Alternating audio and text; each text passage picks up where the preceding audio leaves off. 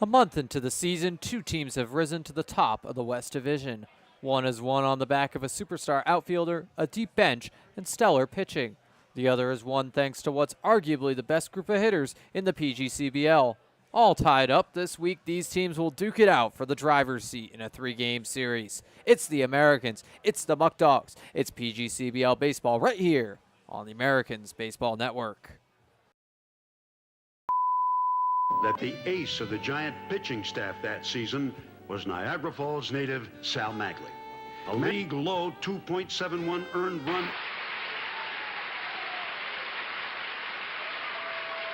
They chose Niagara Falls because of the stadium, because of the history, because they believe in Niagara Falls. Tickets 716-215-6161. And where do you play? We play right at Sal Magley, gorgeous stadium. Set the 1-0 to Boyle. Is hammered to right field. Go, baby, go, baby. Go, Come baby, here, go, fence. Baby. That ball is way out of here.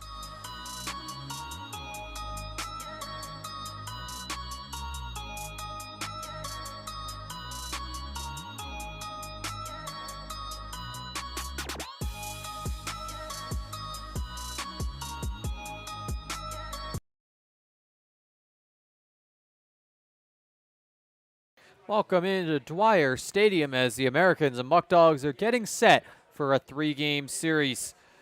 Game 1 will be today here in Batavia. Game 2, the 4th of July in Niagara Falls. And then Game 3, it'll finish up back here at Dwyer on Saturday. I'm Andrew Roberts. I'll be your play-by-play broadcaster for the entire season. And this battle is going to be for first place in the West Division over the course of this week. Americans and Muckdogs all knotted up at 16-8 in that position. Let's take a look at the rest of the PGCBL standings. So the Doubledays right behind the Americans and Muckdogs, just a game back. Tarp Skunks 2 games back in that final playoff spot. Pioneers and Pilots still in the mix as well, 12-11, 10-10-1 respectively. The Red Wings and Ironbacks beginning to fall out of this playoff picture, but still technically not mathematically eliminated. A month left in the season, plenty of time for this all to be figured out. And it is the 4th of July celebration here in Batavia, so big pregame tonight, big crowd, and lots of patriotic gear, even though this is not the Americans. Got the Diamond Dance team down on the field first. But in the meantime, we will give you a look at the lineup for the Niagara Falls Americans. Leading off is going to be Grant Moore in center field, the .479 hitter, leading the entire PGCBL in batting average and on-base percentage. Evan Core back in the order after a day off playing right field. Gavin Boyle in left field batting third after his big home run on Tuesday. Shane Prey batting cleanup playing third. Paul Delonto, the DH, slides down to the 5-hole. Chris Gazaldo at shortstop batting 6th. Ian Huang batting 7th and playing second base. Derek Gismondi, the extra hitter tonight, will bat 8th. Graydon Miller in the 9-hole, but he has been on fire. Not your traditional 9-hitter. Nick Pass doing the catching and rounding things out. So the Americans' bench is beginning to thin. Dalton Harper has left for the season. Brady Bowles has left for the season. Tristan Raley has left for the season. So only 6 healthy players on the Americans' bench, excluding Carmen Panaro, who's served more as a pitcher in recent days. Ethan Madison has an ankle injury, so he will be out today. Jammed it on second base on the slide against Newark the other day, so that's still going to be a little bit of an issue here. But we're going to hope that he's all right and can be back on this field very soon. But we got a fun week ahead of us right here. A 3-game series for first place in the West Division. This is going to be neck and neck. Pitching matchup's going to play a big factor. Americans expected to have Keegan Bazinet on the bump tomorrow for the 4th of July game. Matt Barr no longer going to pitch that game, but Bazinet certainly is capable of filling those shoes. A 2.59 ERA on the season, 3-1 record, and 14 strikeouts. So he's ready to go for the big game tomorrow. And may just be a solo call tonight, but we've got some exciting guests coming up on color commentary over the next couple of days. Avery Vogt going to be back tomorrow. And then Saturday on the road, our first road color commentator of this season, Morgan Spriggs, going to make the trip from Ithaca College to come commentate on Saturday here in Batavia. So we're excited to have Morgan on the call. Worked together for a couple of years now over on the Ithaca College radio station, WICB. So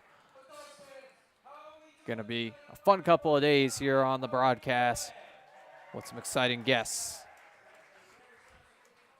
Now Lou Dog and Dewey out on the field for Batavia to get these pregame ceremonies going.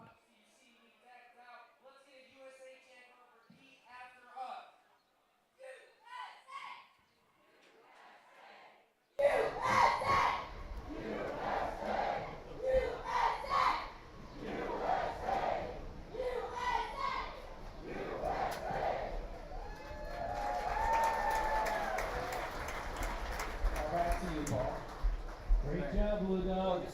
All right, fans, it's time to introduce tonight's starting lineups. First for the visiting Niagara Falls Americans, who are co-managed this evening by Paul Wolf and Will Cordero. Leading off and playing center field, number 25, Grant Moore. Moore, center field. Batting second, the right fielder, number 36, Evan Core. Core, right field. Batting third, playing left field, number 16, Gavin Boyle. Boyle, left field. Batting fourth and playing third base, number 24, Shane Frey. Frey, third base. Batting fifth, the designated hitter, number 9, Paul Delanto. Delanto, DH. Batting sixth and playing shortstop, number 42, Christopher Gazaldo. Gazaldo, shortstop. Batting seventh and playing second base, number 31, Ian Huang. Huang, second base. Batting eighth, the extra hitter, number 13, Derek Gesmondo. Gesmondi, extra hitter. Batting ninth, second base, number 15, Graydon Miller. Miller, second base. Batting 10th and catching, number 20, Nick Pass. Pass, catching. And the starting pitcher tonight for the visiting Niagara Falls Americans, number 44, Nolan Jackson. Jackson starting for Niagara Falls. And ladies and gentlemen, the rest of the visiting Niagara Falls Americans.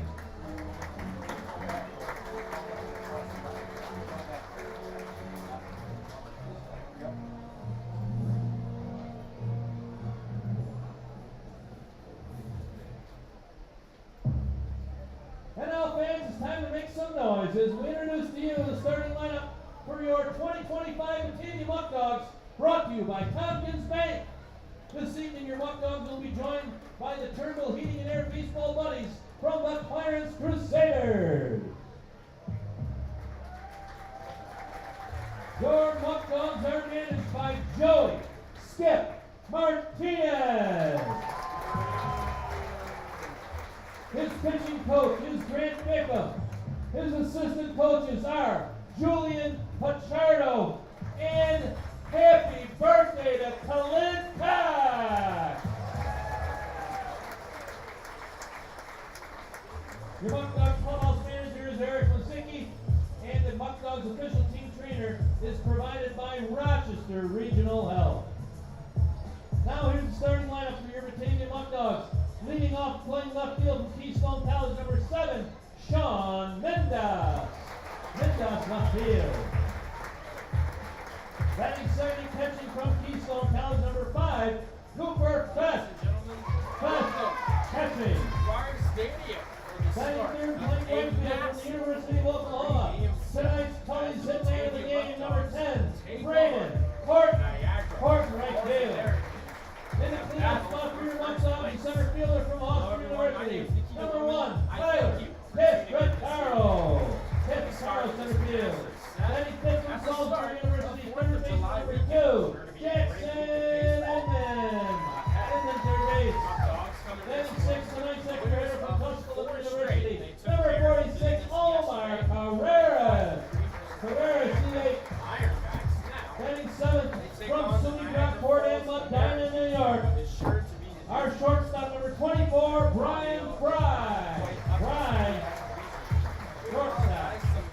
Batting eighth, the first baseman from Thomas Jefferson College, number 21, Justin Espinal.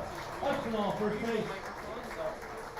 Batting ninth, the designated hitter from City Cortland, number 27, Jay Bolton. Bolton, DH. And batting 10th, playing second base from Alpha State, number 9, Caleb Walker. Walker, second base. The starting pitcher for your Muckdogs from Columbia State College, number 14, Pablo Say. Say starting for your Batavia Muckdogs. Ladies and gentlemen, the rest of your Batavia Muckdogs.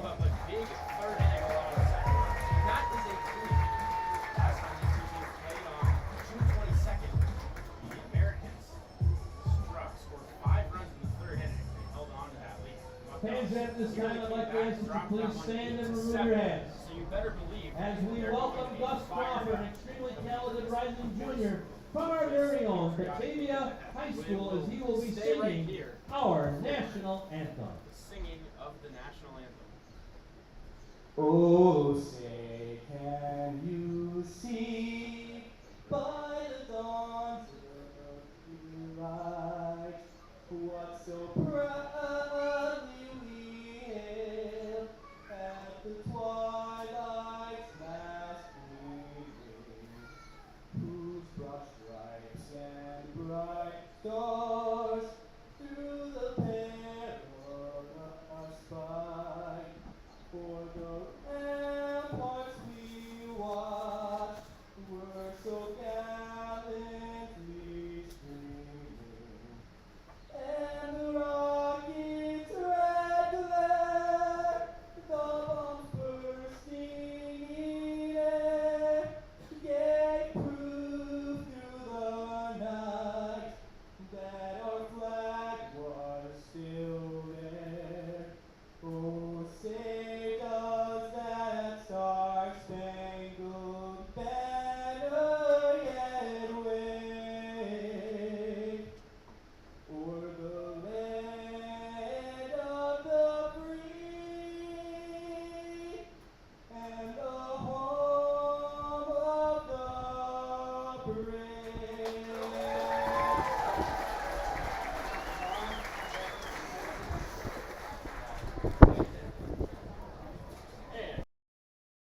Great rendition of the national anthem here at Dwyer Stadium, but we are about to get underway. First pitch here any moment. Americans and Muckdogs, and in a high-stakes series, the winner of this three-game set will take the driver's seat in the PGCBL West Division, currently tied at 16-8 for that first-place spot.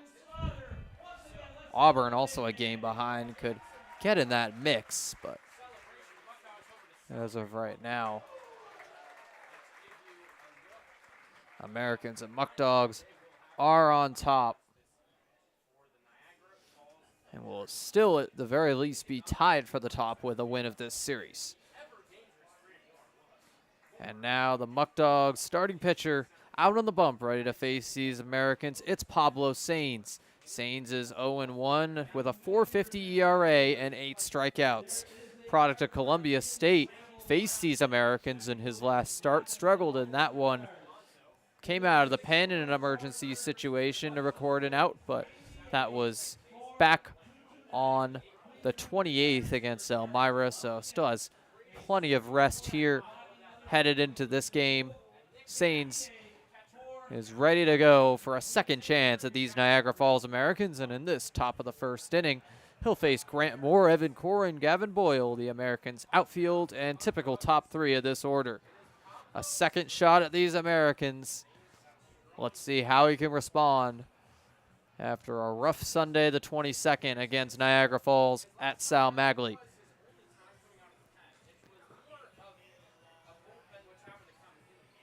Ian Huang also making his first return to Batavia since the last time he was here. Went 4 for 5 in the Americans' opening game.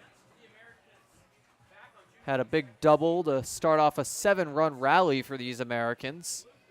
So he's looking to keep it hot here in Batavia. It's also started to heat up again down the stretch of June and now into the start of July, batting .293 with a .797 OPS. But he's not the leadoff hitter tonight. It's instead Grant Moore. Moore batting .479 with a .1228 OPS, 21 RPIs, 27 steals. This guy making a case for league MVP, but he swings and misses on strike one from Pablo Sainz as we are underway here at Dwyer Stadium. Grant Moore looking to keep up his 21-game on-base streak. Takes a strike down the pike. Some nice framing there by Cooper Fesh, the catcher. Pulling it up to lock in that strike call. And tonight, Paul Wolf coaching third, Will Cordero coaching first. That's going to be a grounder. And it'll be right back to Sainz and thrown to first for out number one. Grant Moore retired here, but he'll have plenty more chances to extend his on-base streak. Evan Core going to follow him up. Core had a very hot start to the season, has cooled off a little bit since then, but still a rock-on defense out in right field, some great speed. He's second to Grant Moore in stolen bases, and a .259 hitter with a .712 OPS, so still has been very solid at the plate. That's going to be outside for the ball.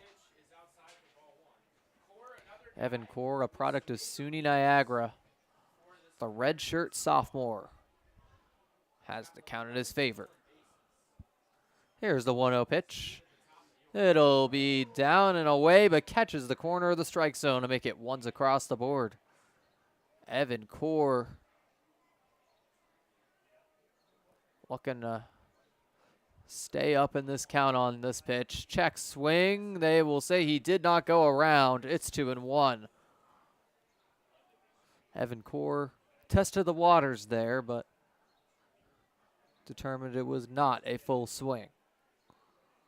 Sainz on the 2-1 count. Steps and delivers. Now that's outside to put the count well in Core's favor. We'll see if he gets the green light from Wolf right here. Wolf and Cordero have worked carefully to develop a sign system for this team, and it has really worked. That'll get in there on the outside edge for strike two. Count is now full on Evan Core. One down already. Grant Moore grounded out right back to the pitcher. Can Evan Core be the first on base for Niagara Falls? Yes, he will. He takes ball four. And Evan Core, another one of those guys who really shows some speed on the base pass. Can turn this into 2-3 bases with his running right here. Gavin Boyle also hoping to advance him. Had his first home run of the season on Tuesday against Newark. It was an absolute rocket into right field. Gavin Boyle got the monkey off his back. Now hoping to build on his hot hitting. Swing and a miss. Right there will be strike one on Boyle. Gavin Boyle, a year ago, a .281 hitter. This year, down at 179, but just starting to heat up. Here's the 0-1 pitch. That's going to be a pop-up. Headed towards the shallow outfield, left field side, and nobody's going to get there.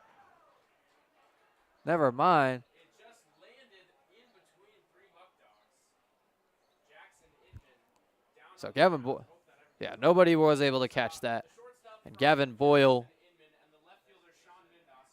is able to get into first base on that one. We'll wait for the call here. Confusing play as some guys were lost in the sun. It is going to go down as a single. So that's the first hit for the Americans today off the bat of Gavin Boyle on. Bit of a bloop right there. Shane Prey up next with two runners on. Shane Prey's been hot of late.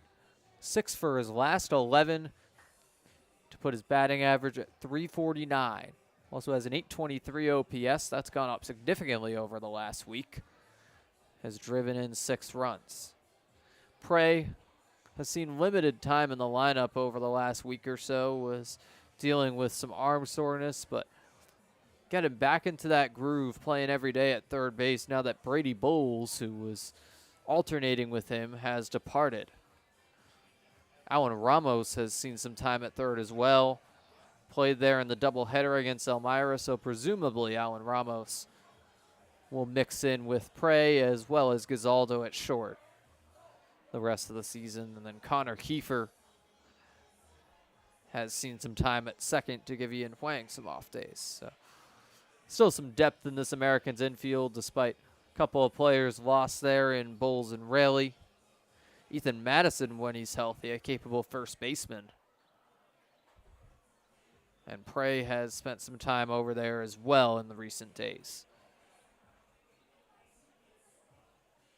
Some stoppage in the game as Skip Martinez conferences with the umps, but runners on first and second as Shane Prey comes up to bat.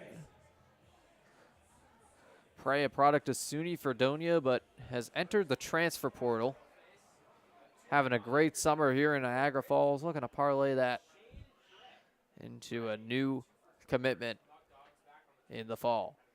Prey with a big cut and miss for strike one. Pablo Sainz has brought his best so far today.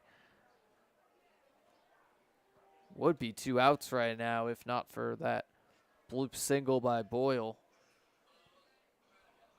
Did walk a man, but that was on the full count. The 0-1 pitch is going to be a line drive, and that is going to drop in for another base hit.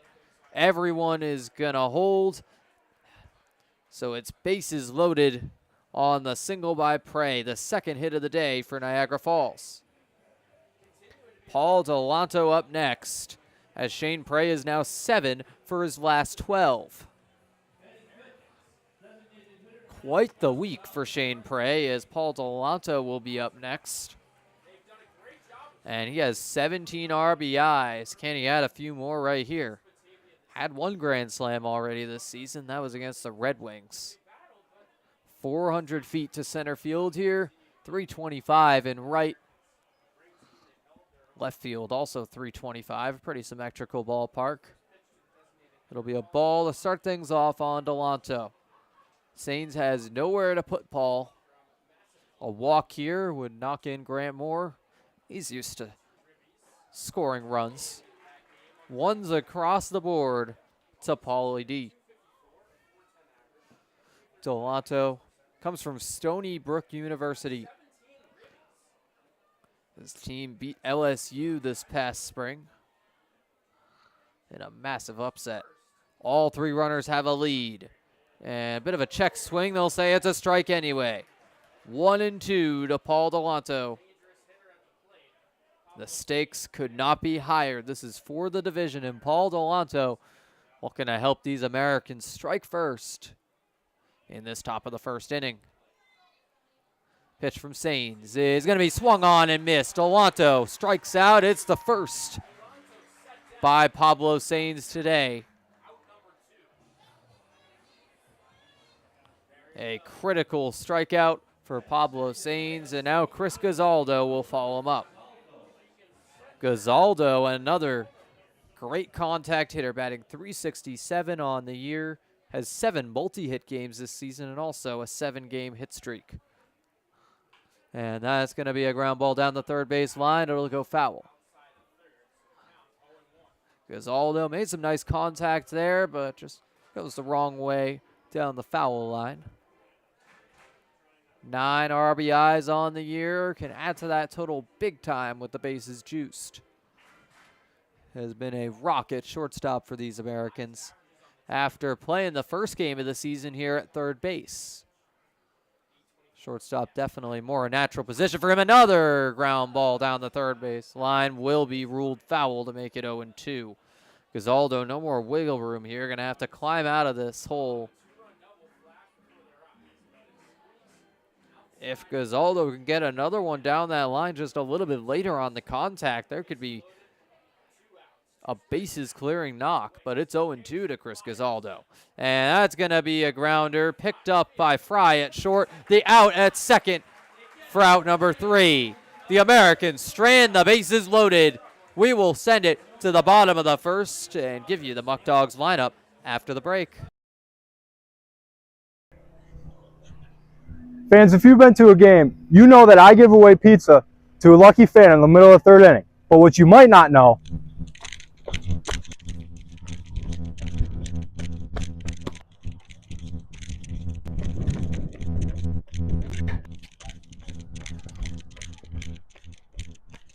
is that Sammy's is located right across the street.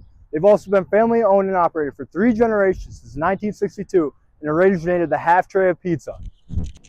But if you're hungry at the game, you can stop by the concession stand and get a slice of Sammy's for yourself.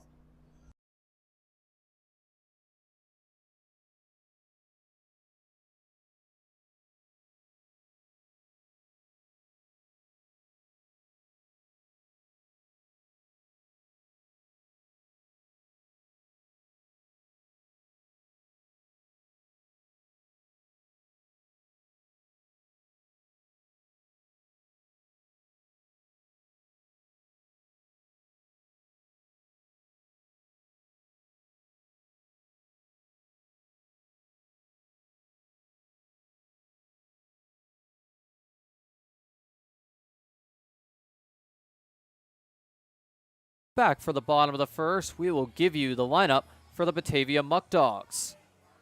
Leading off is going to be Sean Mindus in left field, 526 hitter. Cooper Fesh batting second, playing catcher.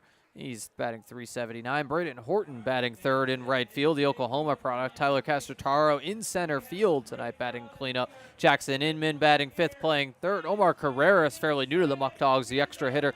Brian Fry, the shortstop, batting seventh. Justin Espinal-Mack at first base, the switch hitter. James Bolton, the DH tonight. And Caleb Walker will round things out against the American starting pitcher, Nolan Jackson. Making his second start, he's 1-0 with a 1.86 ERA and 6 strikeouts. Went 6 innings scoreless against the Ironbacks in his first start of the season. First pitch from Jackson is going to be upstairs and away for ball 1. The interesting thing about Jackson is first time that he played for these Americans was at shortstop right here in Batavia. Since then, he's been a pitcher first out of the pen and now has worked his way into the rotation. So quite the turnaround for Nolan Jackson, who had some trouble at short in the first game and now a 1.86 ERA as a starting pitcher for these Americans. It's 2-0 to the batter Mindus. And that is going to be a hard hit ground ball to Gazaldo at short in time for out number 1. Graydon Miller going to complete the tag right there for the out on Mindus. Brian Fry will be up next. Or rather, Cooper Fesh, my apologies. But Cooper Fesh is a .379 hitter with an .873 OPS on the year. 11 RBIs. See what he can do here with one down. It's down the pike for strike 1. Nolan Jackson off to another strong start here in Batavia. The 0-1 pitch is going to be just outside to make it ones across the board. Mindus grounding out shortstop to first base on the first at bat of this inning. And it's a low ball 2 to the 2-hitter Fesh. Fesh, one of 2 lefties due up for the Muckdogs in this inning. Braden Horton on deck, also a left-hander, to face Jackson in an opposite-handed matchup. The 2-1 pitch is going to be lined into left field. Gavin Boyle chasing it down, but it's going to drop in foul territory out of play. Count is now even. Cooper Fesh stepping back in.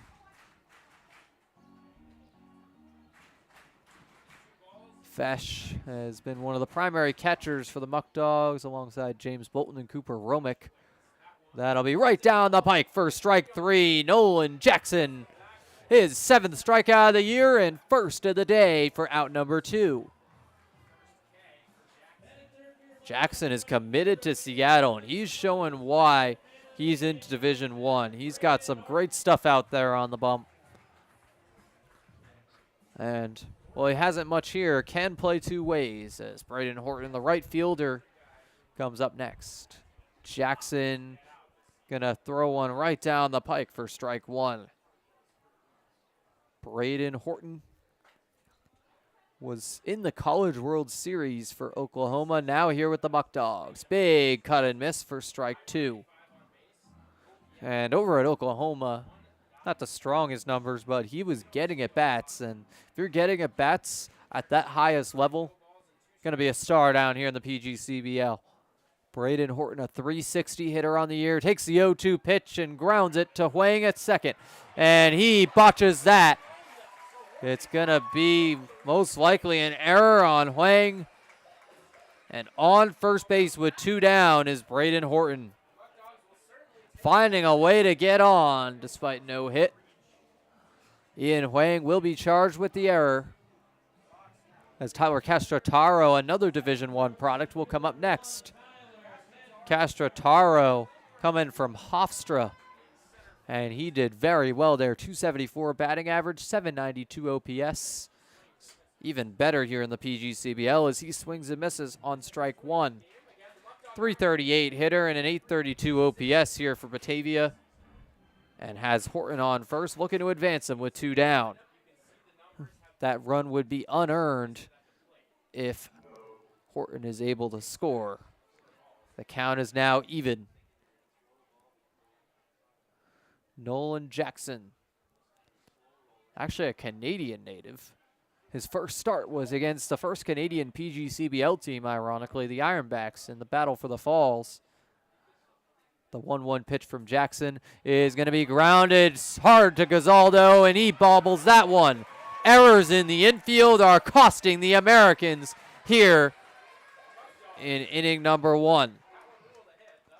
That'll be ruled a hit despite the bobble by Gazaldo. It was hit hardly enough that reasonable to expect that Castrotaro would reach, but nonetheless, Jackson Inman has runners on first and second. Doesn't matter how they got there.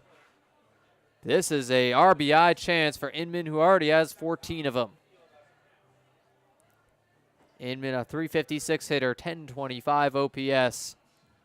Skip Martinez calling timeout to talk to the ump. Could be a substitution made after Jackson Inman was a little banged up in that top of the first.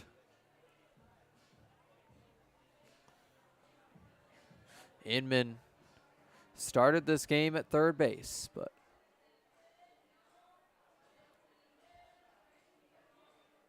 it appears there may be a new hitter right here. And it is not going to be Jackson Inman. It's instead going to be Cameron Koppel. Koppel on the year, batting 167 with a 333 OPS. So Inman is done after he got a little knocked up in that first inning. That's a tough blow for the Muckdogs, but they will look to recover with runners on first and second. And that's going to be motion towards a check swing, but it'll be ball 1 to start things off on the new batter, Koppel.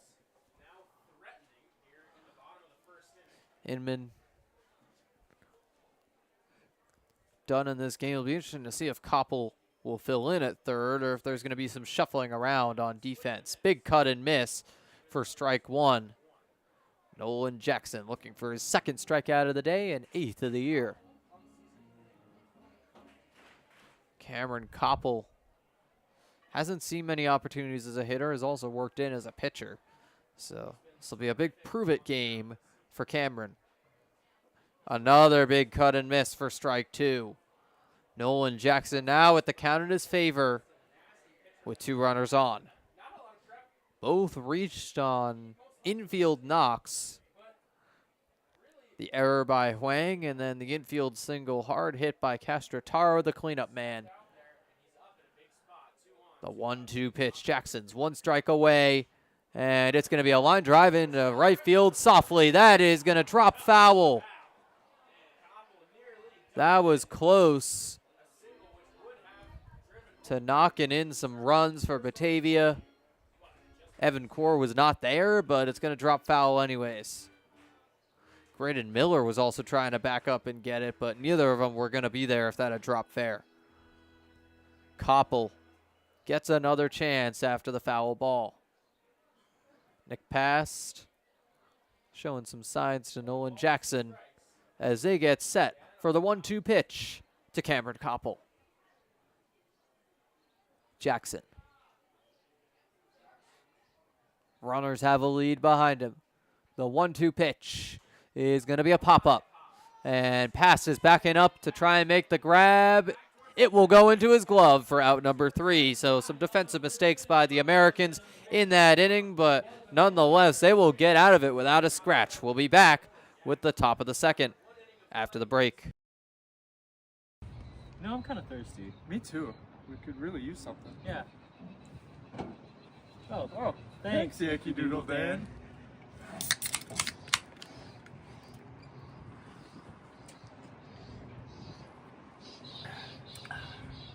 That's better.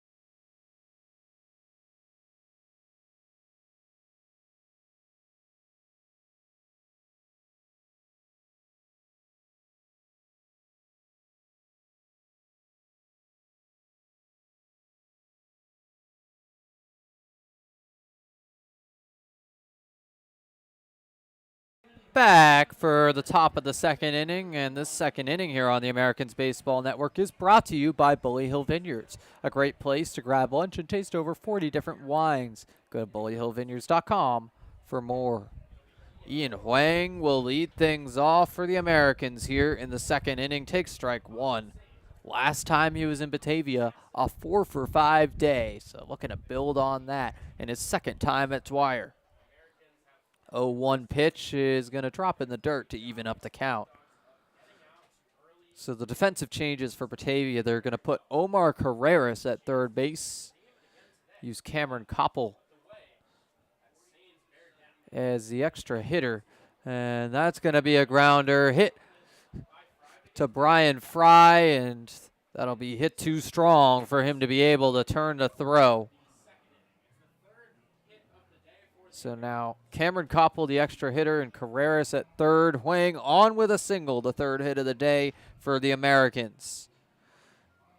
So 1 on and nobody out for Derek Jesmondi. He'll be due up in this inning alongside Graydon Miller.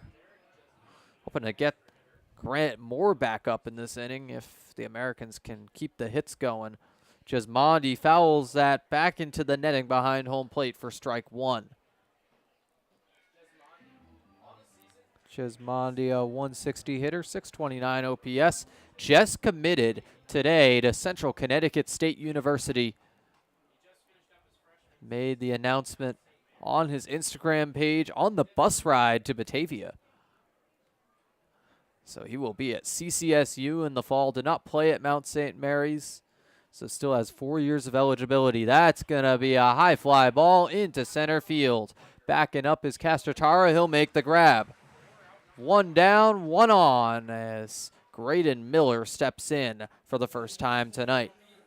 Miller, another hitter who's been on fire. A 5-game hit streak, 8-game on-base streak, and 7 for his last 10. This gets his average up to 371 with a 902 OPS and 16 RBIs. Miller is going to swing and miss on strike 1 right there. He has been unbelievable in the recent stretch. Looking to keep up the good work here in Batavia with Huang on base.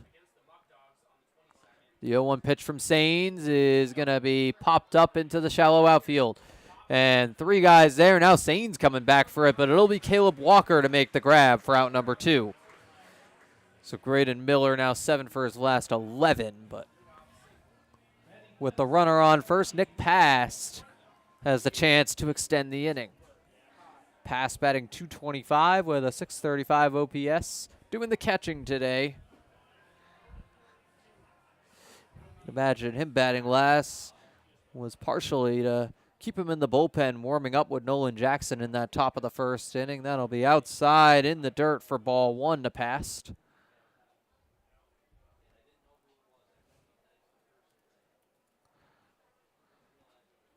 So 1-0 on the count. And Past will take one on the outside corner to even up the count. Paul Wolf coaching third base today, made the trip out to Batavia with the team. The 1-1 pitch to Pass will be another big cut and miss. It's now 2 strikes on the count. Sainz 1 strike away from keeping this scoreless, headed into the bottom of the inning. It's been a little bit of a pitcher's duel so far. It's early, but Sainz and Jackson looking good in the early going.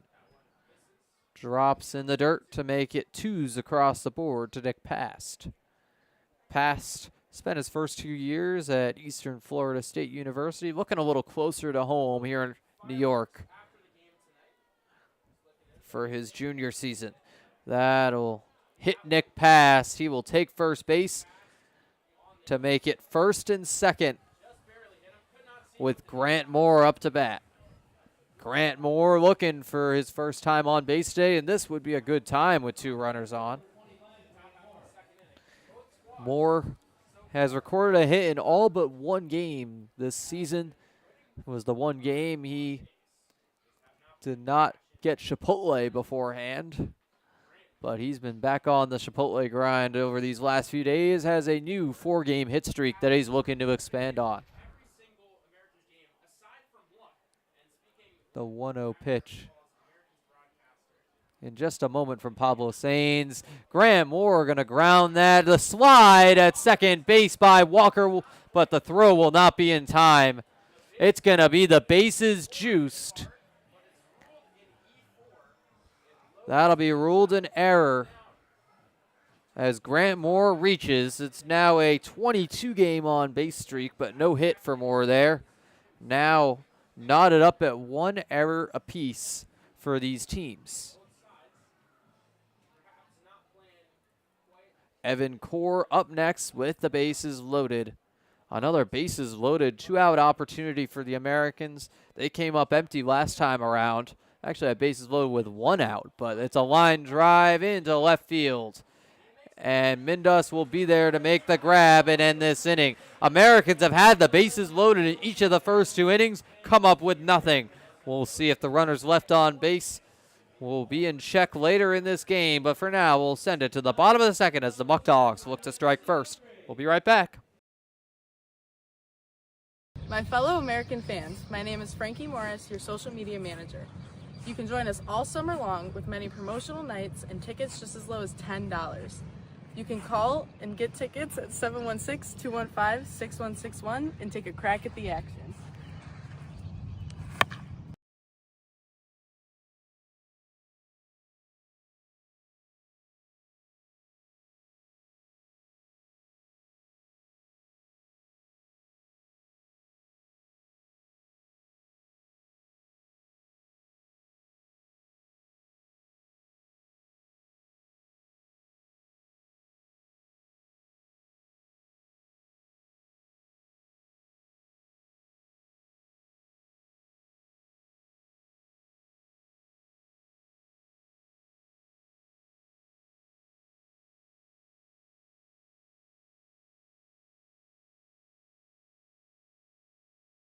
Bottom of the 2nd inning here from Batavia. Nolan Jackson looking to keep this scoreless for the Americans. Muckdogs will have Omar Carreras due up alongside Brian Fry and Justin Espinal. Carreras has taken over at third base with Jackson Inman out of the game. Cameron Koppel, the new extra hitter. But Carreras will kick this inning off for Niagara Falls. The 167 hitter, a 452 OPS, and 2 RBIs on the season. Comes from Division II Tuscaloosa University.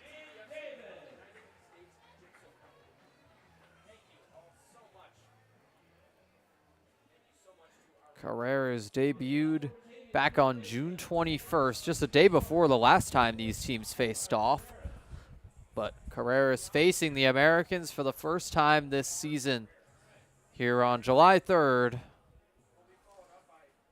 Going to be post-game fireworks here in Batavia, just like there will be in Niagara Falls tomorrow. An outside ball 1 from Nolan Jackson. Carreras gonna pop that one up in the shallow outfield. 3 guys there, including Chris Gazaldo, who motions for the grab and makes it. 1 down for the Muckdogs in this bottom of the second, and Brian Fry will be up next. The shortstop recently finished up at Brockport, transferred over from the University of Toledo, and a few years back played for these Muckdogs in 2022, but this year batting .279 with a .786 OPS. And Fry shows bunt, fouls that off for strike 1. Back in 2022 was a .345 hitter with a .912 OPS. Not quite to that level this year, but still some great speed on the base paths and a solid bat in the order. The 0-1 pitch will go inside to make it once across the board. The Americans have left 6 runners on base, so a lot of chances to take charge in this game, but still scoreless as ball 2 goes upstairs. Muckdogs had a couple runners on in the first inning, but we'll see what they're able to do here in the second and if they can score any runs off of it. The 2-1 pitch will be swung on and missed. Count is now even on the left-hander Fry.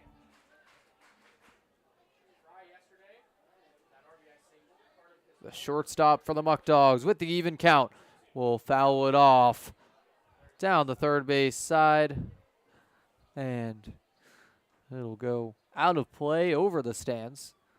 A packed house here at Dwyer Stadium tonight for the post-game fireworks and the 4th of July celebration. The 2-2 pitch will go low and inside to fill things up on the batter Fry. Fry once again, one of 2 batters due up who will bat from the left side in this inning, and that'll be ball 4 upstairs on the payoff pitch from Jackson. Fry taking the walk, and Justin Espinal, the switch hitter, will bat lefty here, the first baseman today for the Muckdogs. Espinal batting .286 with a .749 OPS. Has the only home run for the Muckdogs this season, as well as 16 RBIs. Espinal split a mix of third base and first base. Started at first with Inman at third, but now Inman's out of this game, and it's going to be an upstairs ball 1 to Espinal. Product of Thomas Jefferson University with 1 on and 1 out. Has the 1-0 count. Here's the pitch. It'll be lined into right field. It'll drop in front of Evan Core for the base hit. And that is the second hit of the day for the Muckdogs. 2 runners on now for the DH James Bolton. Bolton, not your average 9-hitter. Neither of the 9-hitters tonight are. Batting .286 with a .780 OPS this year, and last year led the Muckdogs in batting average at .380. So Bolton, a big bat. Very talented Muckdogs lineup this year, so he's rotated a little more than he did a year ago, but still a big piece in this Muckdogs order. With 1 down and 2 on, it's another outside ball from Jackson. Nolan Jackson has yet to give up a run, but struggling to have the same dominance that he did against the Ironbacks. This Muckdogs lineup one of the best in the PGCBL. That'll be a grounder. Softly hit. Shane Prey going to pick it up. Comes in from third. The throw in time. Shane Prey continues excellent defense at third base, but the runners will advance into scoring position for Caleb Walker, the 10-hitter. Your base runners are Fry on third and Espinal on second.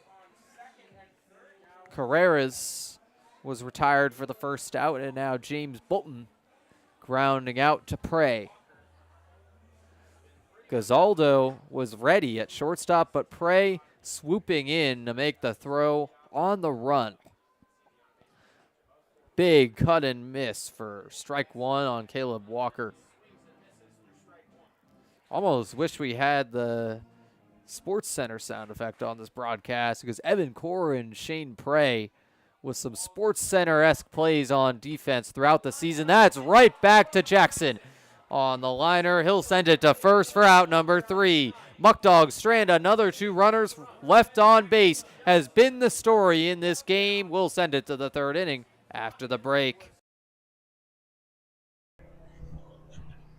Fans, if you've been to a game, you know that I give away pizza to a lucky fan in the middle of the third inning. But what you might not know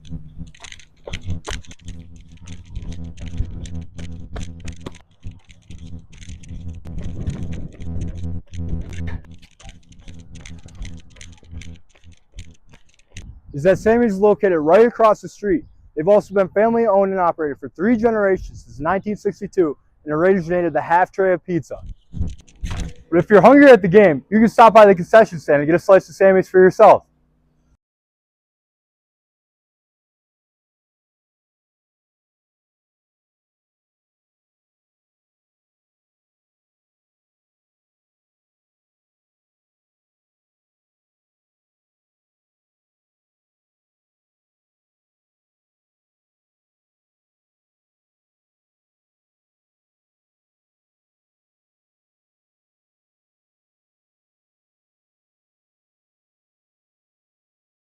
Top of the third inning here from Dwyer Stadium, and this third inning is brought to you by Greater Niagara Federal Credit Union, by Geico of Buffalo, Sammy's Pizza, and McDonald's. At every Americans home game, if the Americans score, you score. All fans in the stands can get a free McCafe Frappe anytime the Americans score 3 runs.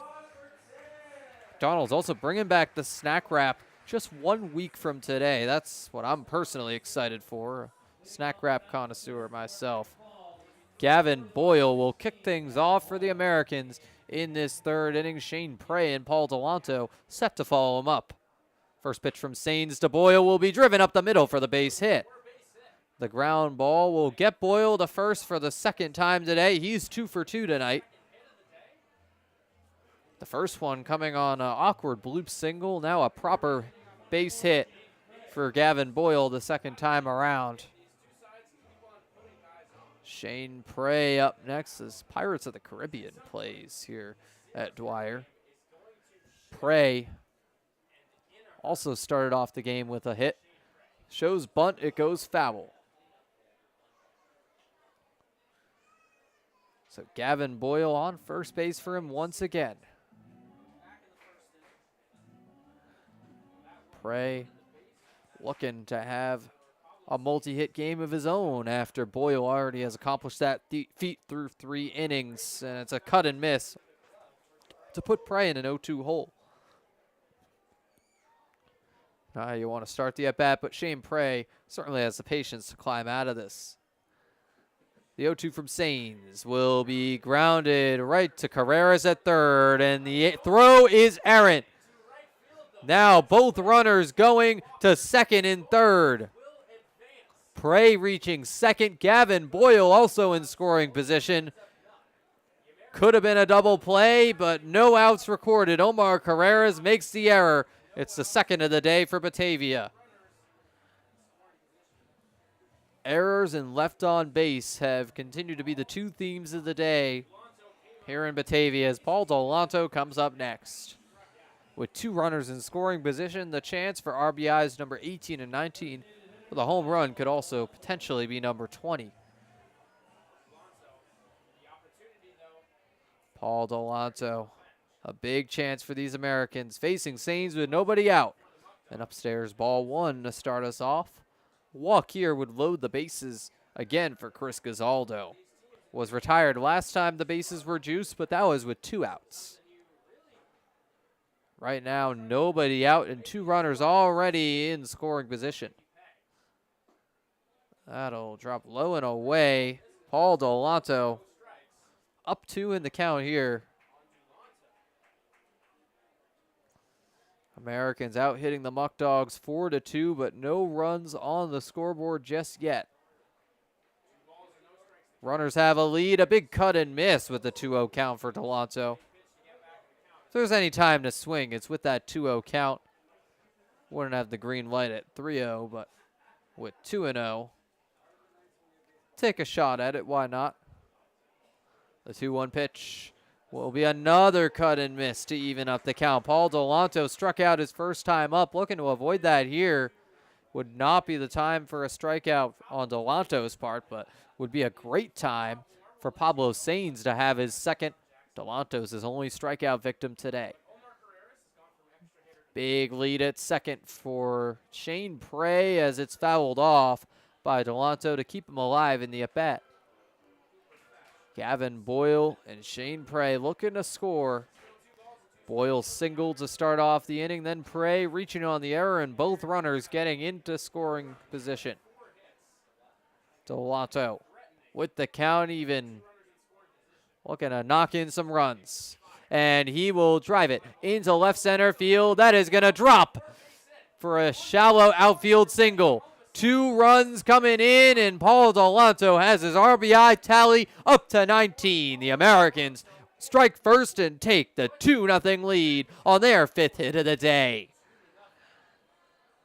Chris Gazaldo up with Delanto on first, and now the 2-run cushion. The Americans coming up big when they needed to, finally solving the runners left on base problem. And that's going to be up the middle, and it's picked up by Walker at second. Out at second, and it is not an out at first. Gazaldo going to beat out the throw. He's got some wheels on him. The fielder's choice will allow Chris to reach. Never mind. Yeah, Gazaldo going to stay on first. It's 1 down.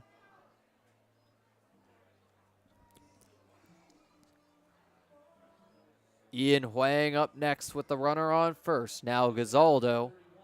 Delanto out at second. That's the first out of the inning for these Americans. But he did his job.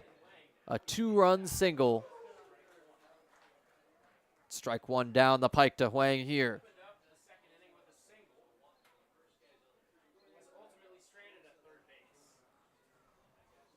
Americans with the first runs on the board here in the top of the 3rd inning, and that'll, on the breaking ball, drop in there for strike 2. Huang not taking a hack. Derek Jesmondi on deck. Huang up with 1 down and 1 on after the Americans already scored their first 2 base runners. Huang gonna drive that to the shortstop. Gets past Fry into the outfield for the base hit. Americans with their 6th hit of the day. Fry was trying to make the grab and turn the out, but goes just under him for the single. And Derek Jesmondi will be next for these Americans. Jesmondi 0 for 1 on the day. But the Americans already have 2 guys with 2 hits apiece. Those being Gavin Boyle and Ian Huang. Taking strike 1 is Derek Jesmondi with Huang on first and Gazaldo now on second. Here's the 0-1 pitch from Sains. It is going to drop in on the breaking ball to make it 0-2. The off-speed pitches are working well here for Pablo. Graydon Miller on deck for the Americans. If he comes up, could be big trouble for Batavia. And it's going to be inside at the feet of Jesmondi to make it 1-2. Jesmondi, early in the season, took a lot of walks. If he can climb out of this 0-2 hole and take one here, that would be huge for the Americans. Load the bases for Graydon. Graydon Miller has already exceeded his RBI total from a year ago. It's a high fly ball into center field. Castrataro going to make the grab, and tagging up to third base is Chris Gazaldo, but the throw will be there in time. Double play for the Muckdogs as Gazaldo runs too early. The Americans take a 2-0 lead, but they're going to be retired right there on what was going to be a routine flyout. Americans looking to hold the lead in the bottom of the third when we're back. No, I'm kind of thirsty. Me too. We could really use something. Yeah. Oh, thanks. Yankee Doodle Dan.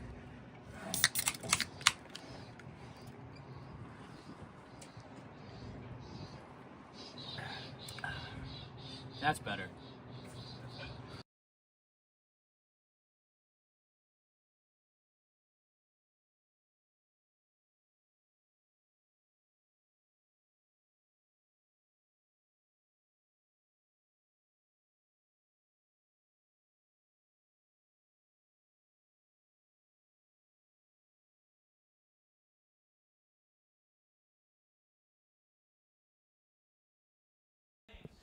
Back for the bottom of the third inning here from Dwyer Stadium. The Americans now up 2-0 in this game. And fans, this season you can get the latest Americans gear, hats, t-shirts, sweatshirts, baseballs, and much, much more. Stop by the merchandise stand, buy concessions.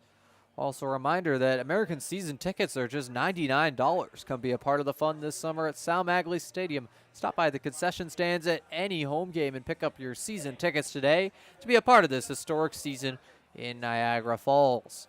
We'll also give you a look at the PGCBL West Division at large tonight. Tarp Skunks up 4-1 over the Ironbacks, and the Pioneers leading the Double Days 2-1. Bottom of the second inning in Elmira, top of the fourth in Jamestown. And the Muckdogs will start off the inning with their standard leadoff hitter, Sean Mindas. He'll be followed up by the 2 and 3 hitters, Cooper Fesh and Braden Horton, for the second time through the order today. Americans inning finished with Derek Jesmondi on an unconventional double play.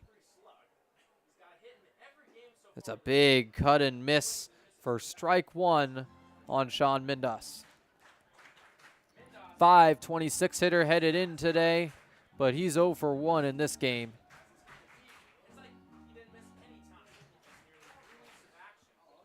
Jackson, the 0-1 pitch, will be grounded to Prey at third. He'll throw across the field again, and it'll be in time for out number 1. Shane Prey has made some nice throws from third base. His defense, a big reason these Americans are winning as much as they are. Cooper Fesh will be up next with 1 down. Fesh also 0 for 1. He struck out looking his first time up. Still stands as Jackson's only strikeout victim today. Been a lot of contact made throughout the game. A big cut and miss there, though, for strike 1. Cooper Fesh looking to avoid striking out for the second time here against Jackson. Here's the 0-1 pitch. It's going to be lined up the middle. Gazaldo fielding it and sending it to first base. Consecutive groundouts to start off this bottom of the third. As Braden Horton will be up next. Horton reaching on the error his first time around. Was the first runner to reach for Batavia. Looking to do it again here in the third. The Oklahoma product came in batting .360. First pitch will be a breaking ball that just ends up too low for ball 1. Looking to get Horton to chase on the low ball 1. Here's a pitch from Jackson. It'll go outside. Pass trying to frame that, but the ump not falling for it.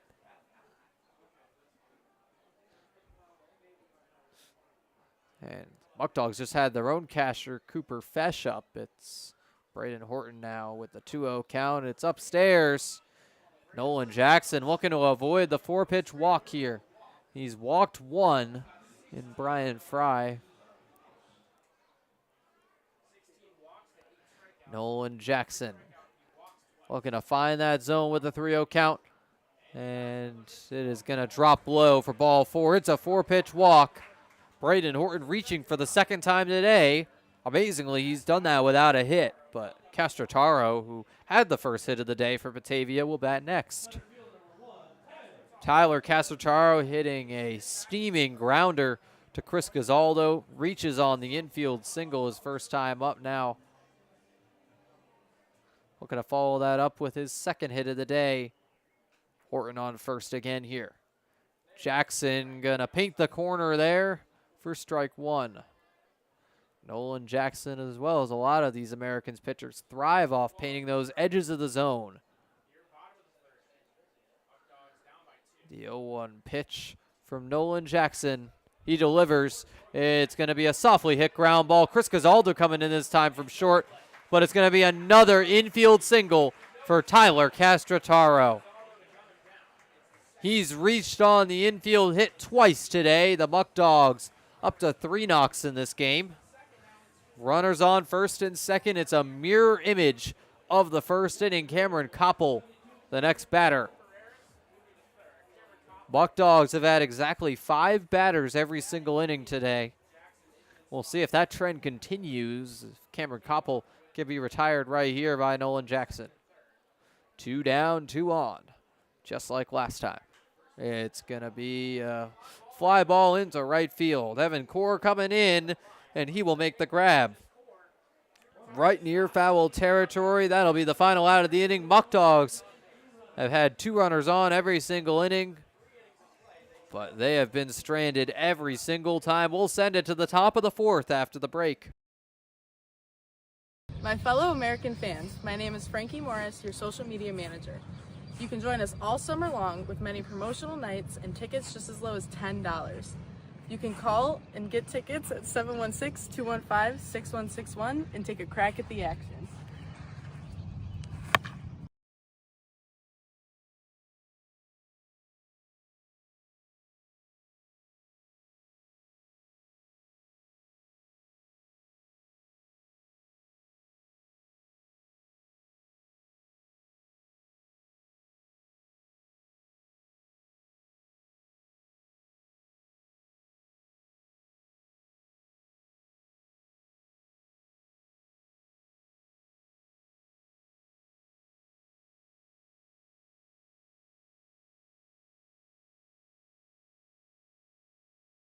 Top of the 4th here from Dwyer Stadium as the Americans lead the Muckdogs 2-0 through the first third of this game. But top of the 4th inning here, sponsored by the International Brotherhood of Electrical Workers, Local 237, by Johnny Ryan, and by Coca-Cola.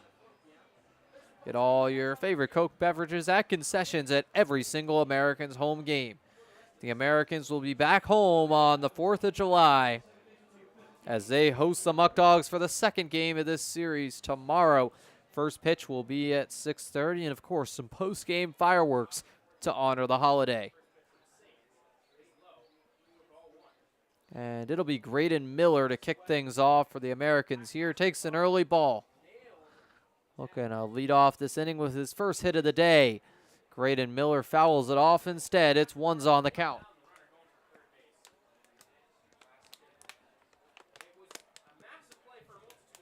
Miller.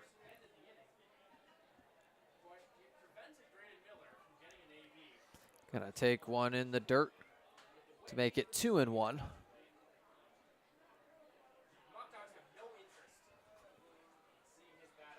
The 2-1 pitch right here is gonna be lined foul.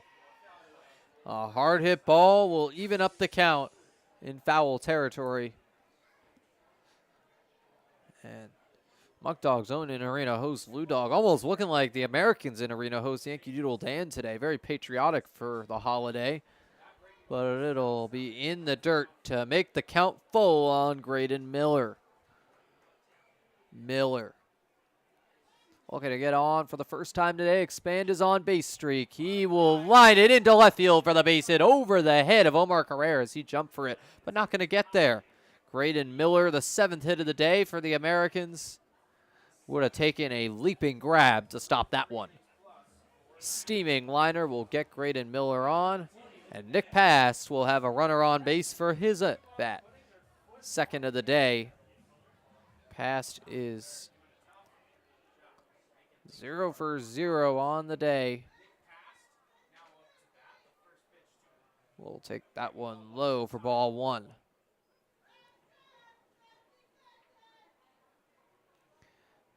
Past was hit by the pitch his first time up. Has the 1-0 count now. That is going to get in there for strike 1 to even things up. Past, if he can get on base for the 2nd time today, it'll put a runner in scoring position for Grant Moore. That'll be a pop-up into the shallow outfield. Ends up as a deeper fly ball, and Braden Horton will make the grab for out number 1. So 1 on, 1 out for Grant Moore. Moore has gotten on base today, but has not recorded a hit yet. He's 0 for 2, reached on the error.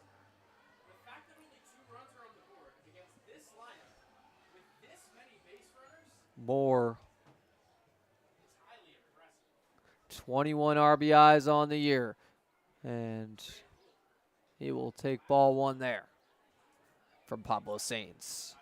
Sainz in his 4th inning of work for the Muckdogs. Delivers on the 1-0. It's a liner foul to even up the count. It's 1s across the board to Moore with a runner on first.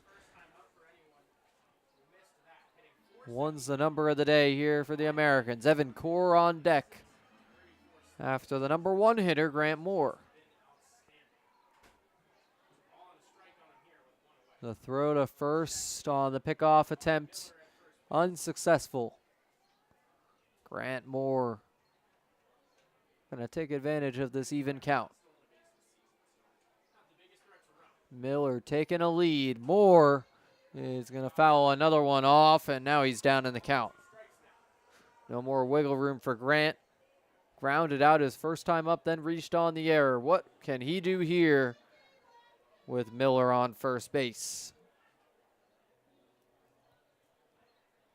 Nick Past in between the 2 batters, flew out to right field. It's a swing and a miss. Grant Moore striking out. And Grant Moore was running it out, but it goes right into the glove of Cooper Fesh. 2 down on these Americans. Grant Moore still looking for that hit today. Evan Core will bat next. He's 0 for 1 with a walk. Core has Miller on first base. And we'll take it on the outside corner for strike 1. Pablo Sainz painted the corner successfully right there. Evan looking to advance. Miller gets some more runs in position. The liner will drop into left field for the base hit. It's runners on first and second as Sean Mindos serves as the cutoff man for Batavia. It'll be Gavin Boyle up next with 2 on and 2 out.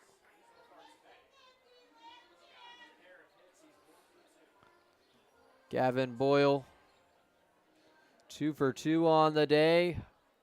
A bloop single in the first inning, and then followed that up with a single grounded up the middle through Fry and Walker. It's strike 1 on him, low. Catches that low edge of the zone.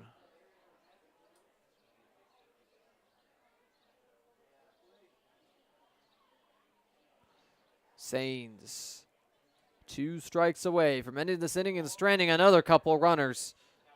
That'll be outside to even things up on Boyle.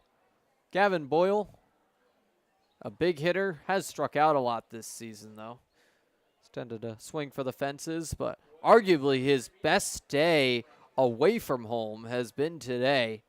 Most of his big knocks have come at Sal Maglie, where he's very familiar with the stadium, but today doing very well here at Dwyer. It's 1-2 to Boyle.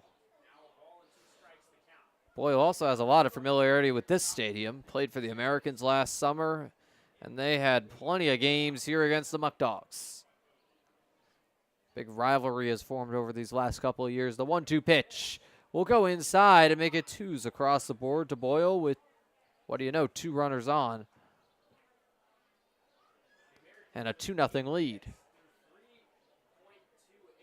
Americans have Miller and Core on base. Miller, the lead runner, at second. Both have a lead on their respective bases. Sains with the even count checking. Back on Miller now, delivers. It's going to be a foul ball. As Gavin Boyle stays alive. Miller now up to an on-base streak of 9 games and a hit streak of 6 games. 8 for his last 12. The pitch is going to be a pop foul over everything. It's going to land on the roof here at Dwyer Stadium. That roof keeping all these fans blocked from the bright sun. As Gavin Boyle stays up with the count even. Big moment pitch from Sains will be inside to fill things up. The stakes could not be higher than they are here tonight. The Americans up 2-0, looking to start this 3-game series off right. Hoping to get some more insurance. Count is now full with 2 outs and 2 on.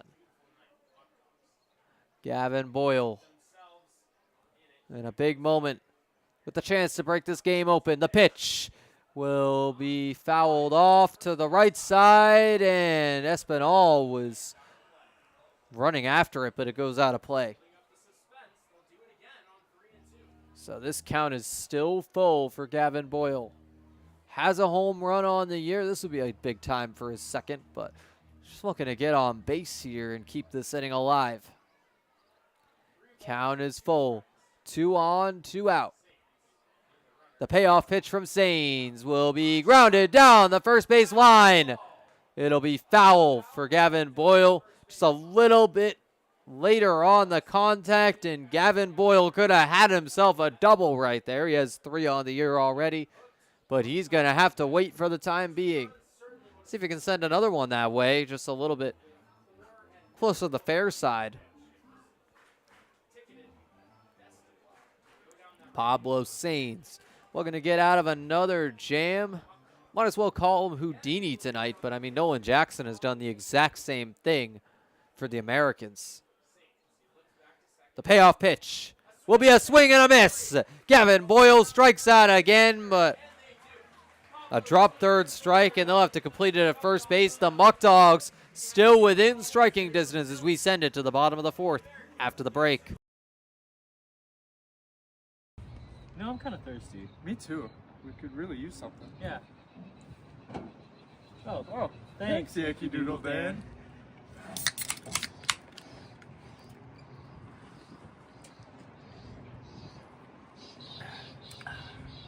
That's better.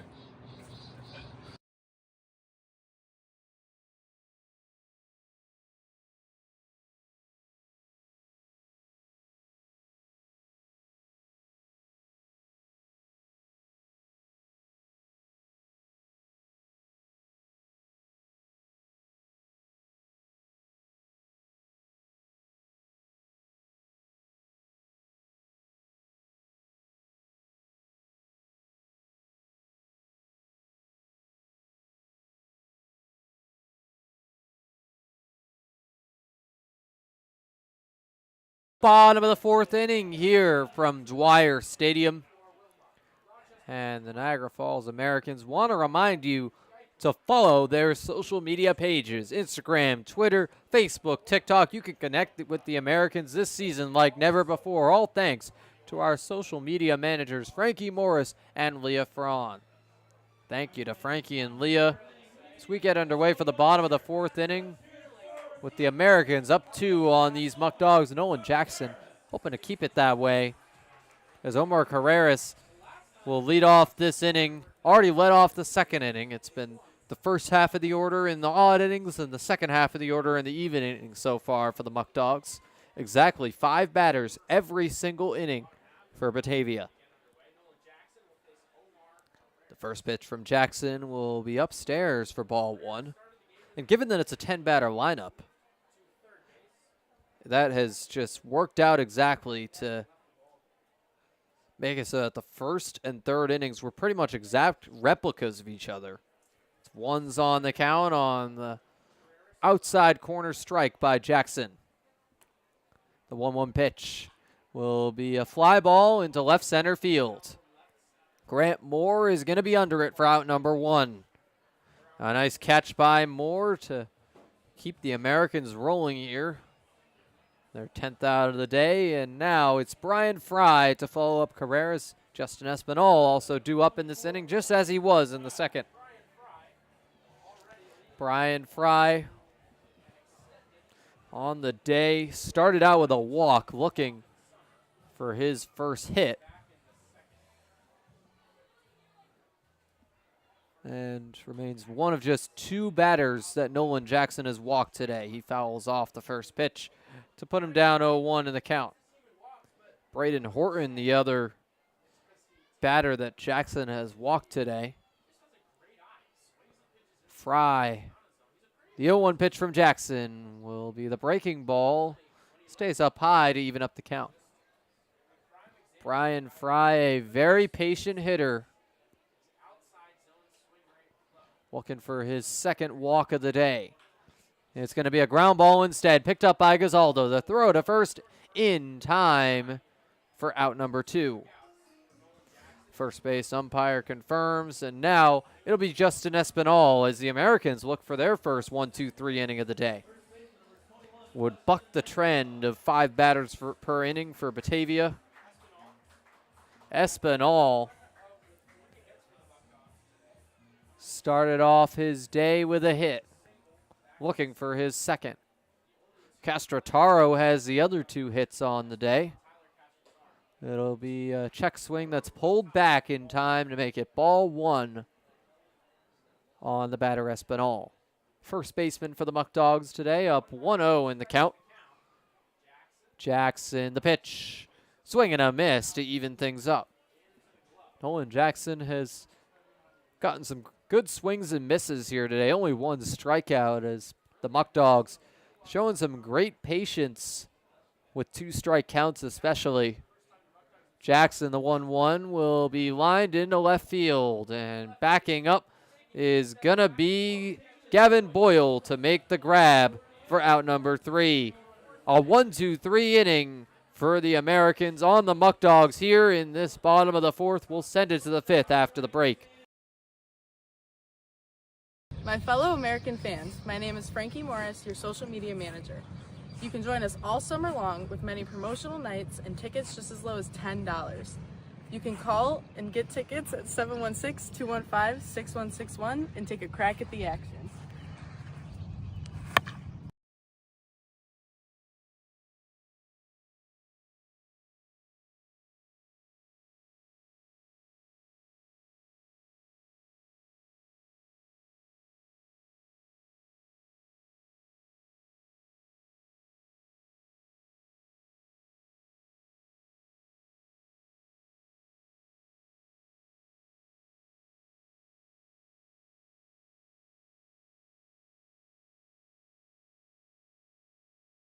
Top of the 5th here from Batavia. The Americans still up 2-0. This 5th inning brought to you by Tropical Heating and Cooling. Call 716-870-0753 for expert service. Give you another look around the PGCBL as well. The Tarp Skunks leading the Ironbacks 7-1 headed into the top of the 5th. Bottom of the 3rd in Elmira, the Pioneers leading the Double Days 4-1 in that game. Those are the only other 2 West Division games in action today. The Geneva Red Wings have an out-of-league game against the Salt Cats, and the Newark Pilots have the day off.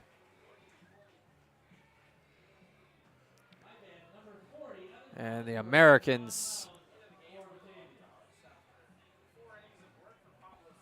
Had a strong third inning where they scored 2 runs. Other than that, this has been a pitcher's duel. Gavin Boyle striking out to end the last inning, so it'll be Shane Prey to kick things off here. He'll be followed up by Paul Delanto and Chris Gazaldo. Shane Prey is 1 for 2 on the day, has reached both times up, though. Reached on the error in his second at bat. And Shane Prey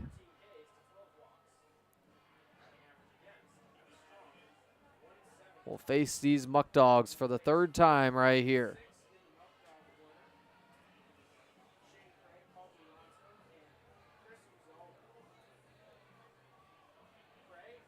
And the Muckdogs are going to have a new pitcher, Evan Hollinsworth, coming in after 4 innings of Pablo Sainz. First pitch from Hollinsworth will be outside for ball 1 on Prey. Hollinsworth on the year is 1-2 with a 5.27 ERA and 14 strikeouts. Last faced these Americans right here in Batavia on June 4th. He was unavailable on the 22nd, actually. Helped keep the radar gun for these Muckdogs, but it's 1-1 on Shane Prey here. It's going to be fouled off to put the count in the favor of the pitcher, Hollinsworth. Evan Hollinsworth looking for the first strikeout of the day here. Comes from Saddleback. The 1-2 pitch will be a check swing that ends up being popped right into the glove of Hollinsworth. Out number 1 at first base on Prey. Paul Delanto will bat next. Had the 2-run single for the only 2 RBIs of the day. 1 for 2, also struck out. A swinging strikeout his first time up to the plate, redeemed himself with that 2-run knock. See what he does on his third time up here. It's 0-1.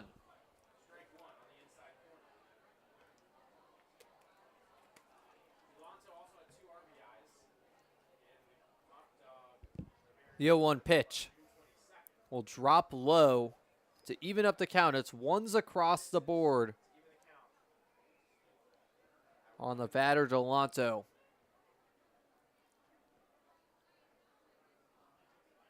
Hollinsworth. The 1-1 pitch will be grounded foul. So a 1-2 count.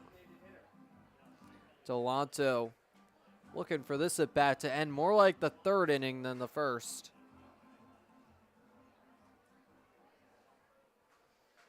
Hollinsworth sets. Now delivers. It's upstairs to even things up again. A back and forth battle between Delanto and Evan Hollinsworth. The left-handed rising sophomore from Dana Point, California. And that'll be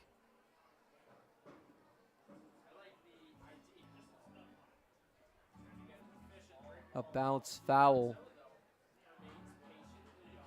Goes down as ball 3. Delanto did not make contact. Payoff pitch from Hollinsworth. Will be just outside and high for ball 4 on Paul. And up next is Chris Gazaldo. Gazaldo, the shortstop, batting .367 with an .824 OPS. 9 RBIs on the year, but right here looking to advance Paul Delanto. Gazaldo takes an outside strike 1. Umpire hesitated a little bit, but calls the strike. Gazaldo down in the count. Pitch will be lined in to right field. It's going to drop foul a little earlier on that. Gazaldo could have had himself his first hit of the day. Headed back to first base is Paul Delanto. Has now walked, struck out, and singled. Gazaldo looking to expand his hit streak to 8 games. 0 for 2 on the day with the 0-2 count. The pitch will be fouled off again to keep Gazaldo alive here in the 0-2 hole. Can he climb out of this? Would be very impressive. Or possibly just cancel it out with a hit.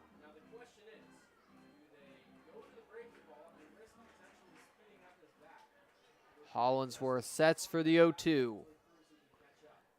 Checks on Delanto now, delivers a check swing. It'll get in there anyways. Strike 3 on Chris Gazaldo. It's the first strikeout of the day by Hollinsworth. The 4th of the day total for the Muckdogs.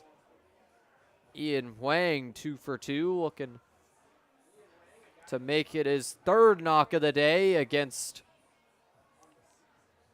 now a left-handed pitcher will bat from the right side.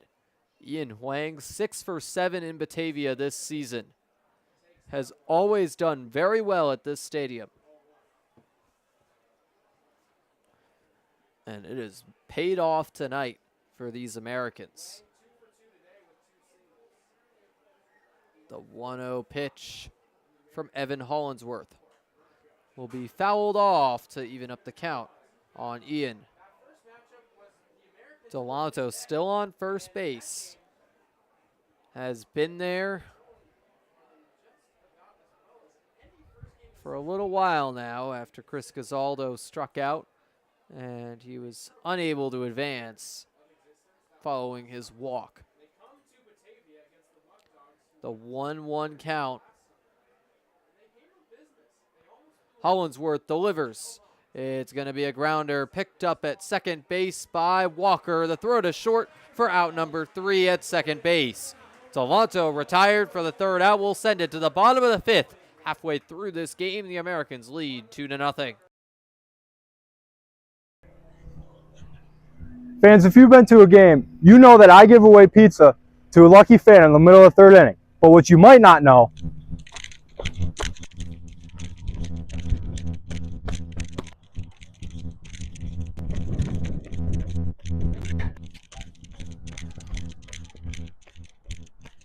is that Sammy's is located right across the street. They've also been family owned and operated for 3 generations since 1962 and originated the half tray of pizza. But if you're hungry at the game, you can stop by the concession stand and get a slice of Sammy's for yourself.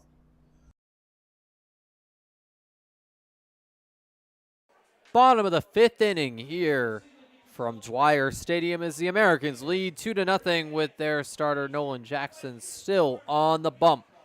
This bottom of the 5th inning, we remind you that if you or someone you know have a birthday coming up, why not spend it with the Americans? The Americans have lots of great options for your birthday. Packages include 10 tickets, 2 large Sammy's pizzas, 10 drinks, customized Wegmans cake, autographed Americans baseballs, and special recognition at the game, starting at just $175. Sign up online at NiagaraFallsAmericans.com.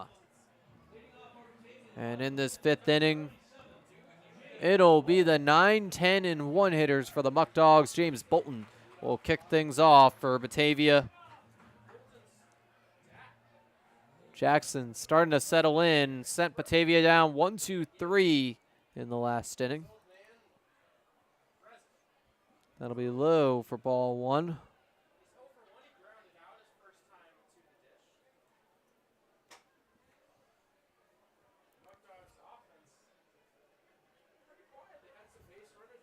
James Bolton 0 for 1 on the day, takes ball 2. Looking to get on base for the first time here, but Bolton, a frequent flyer on the base paths over the course of the season. His on-base percentage is at .446. The pitch from Jackson will get in there on the outside edge to make it 2-2. Or rather 2-1.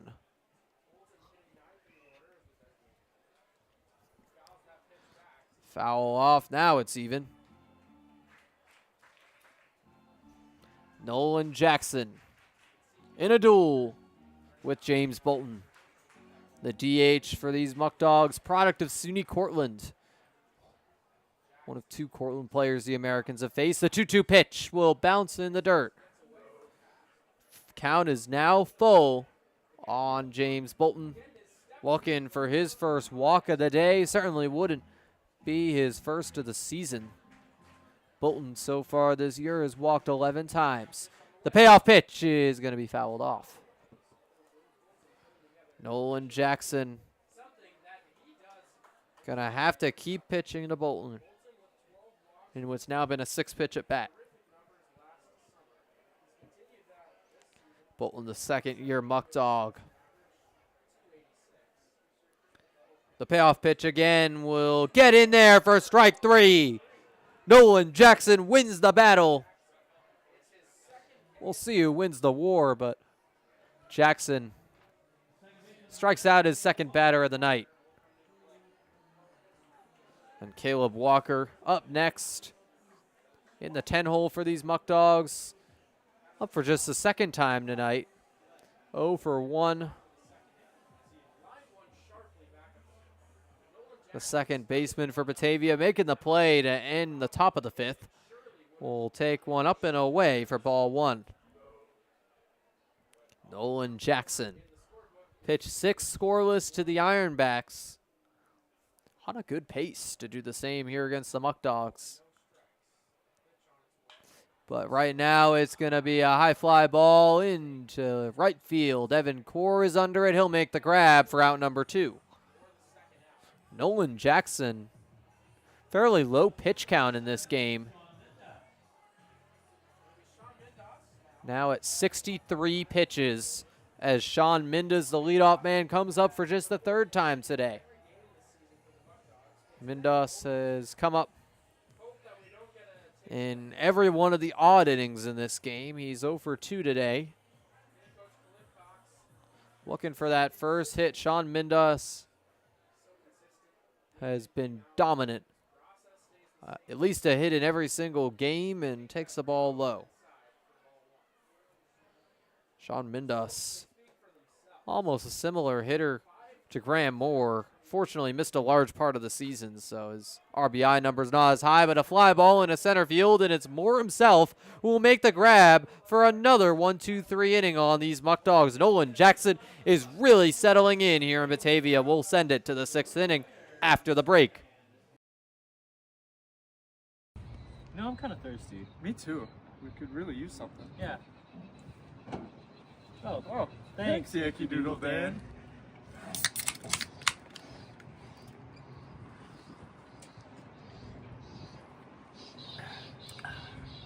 That's better.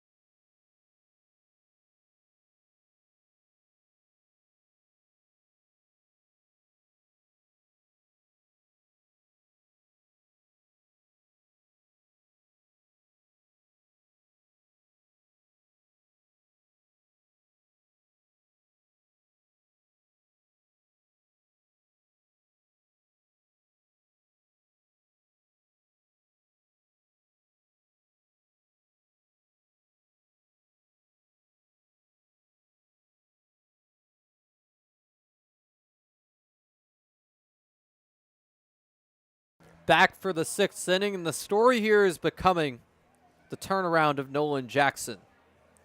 Went from an experiment at shortstop to a star starting pitcher, looking for his 2nd consecutive scoreless start.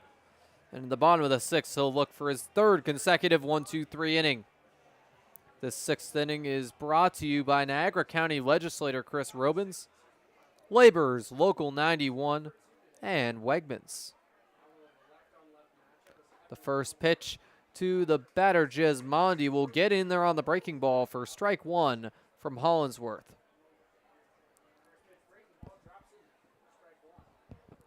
Jesmondi will take one in the dirt. Now the count even. just committed today to Central Connecticut State University, looking for his first knock as a CCSU commit. He's 0 for 2 today. The 1-1 pitch will be lined into right center field, and it will drop in for the base hit. Derek Gismondi, there you have it. His first hit since he committed to Central Connecticut State. Gismondi on first base for Graydon Miller. Miller 1 for 2 already, looking for his second knock. Would join 2 other Americans in the multi-hit club today, that being Gavin Boyle and Ian Huang, both 2 for 3. The first pitch to Miller is swung on and missed for strike 1. Gismondi has some speed on the bases. 3rd on the team in stolen bases at 5.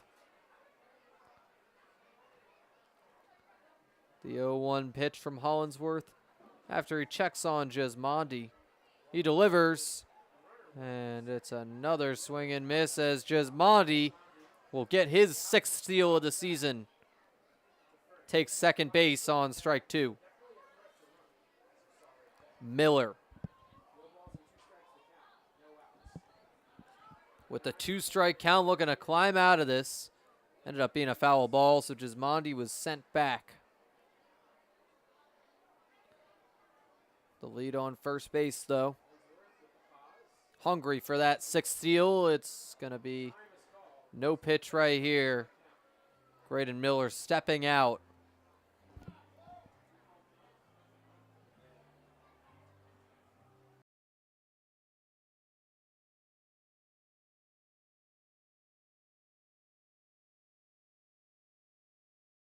Miller with the 0-2 count. Looking to climb out of it after the timeout. That's going to be a high fly ball into right center field, and this one is going to be caught by Braden Horton for out number 1. Gismondi staying at first base as Nick Pass, the catcher, comes up next. That throw to second would have been a short one, so Gismondi not going to risk the run right there, but looking to steal on Nick Pass's at bat. Pass is 0 for 1, got hit by the pitch his first time up.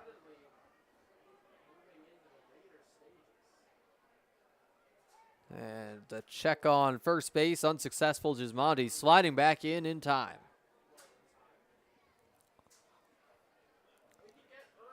Nick passed. About to take his first pitch from Hollinsworth. And looking for his first knock of the day. Shows bunt instead, and he misses. The throw to second is in time to gun out Derek Gismondi for out number 2. So now the base is empty. And Nick passed.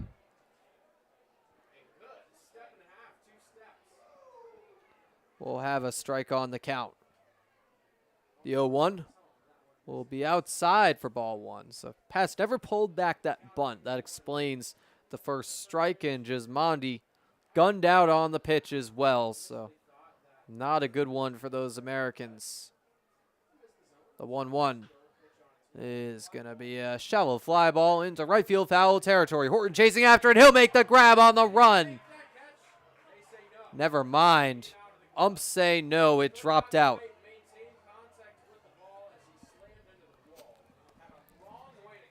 So it's 1-2.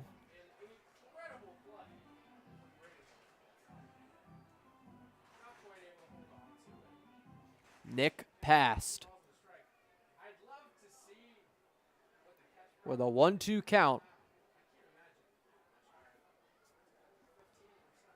Looking to get out of this here. But instead it's in there. Rather, that'll be strike 2. So it's 2s across the board.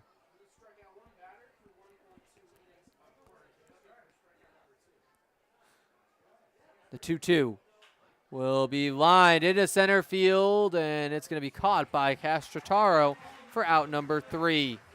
Nick Pass retired with a runner on. The Americans still lead 2-0 with 9 hits on the day. We'll be right back for the bottom of the 6th as Nolan Jackson presumably keeps pitching. My fellow American fans, my name is Frankie Morris, your social media manager. You can join us all summer long with many promotional nights and tickets just as low as $10. You can call and get tickets at 716-215-6161 and take a crack at the action.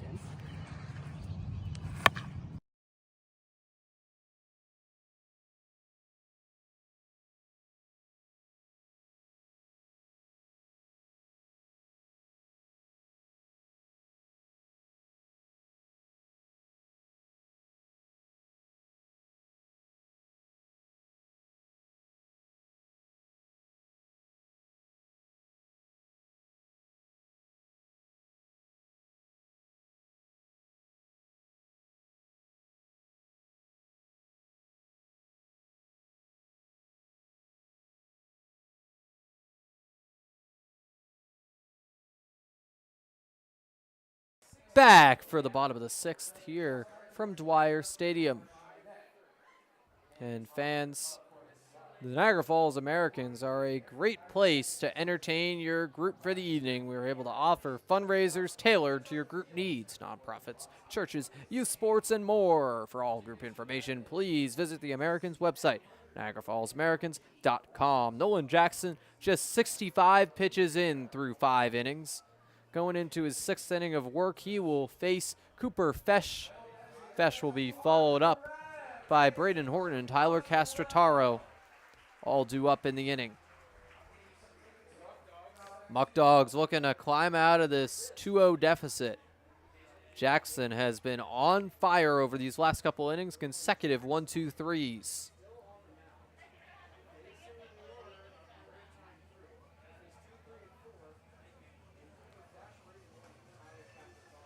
And Nolan Jackson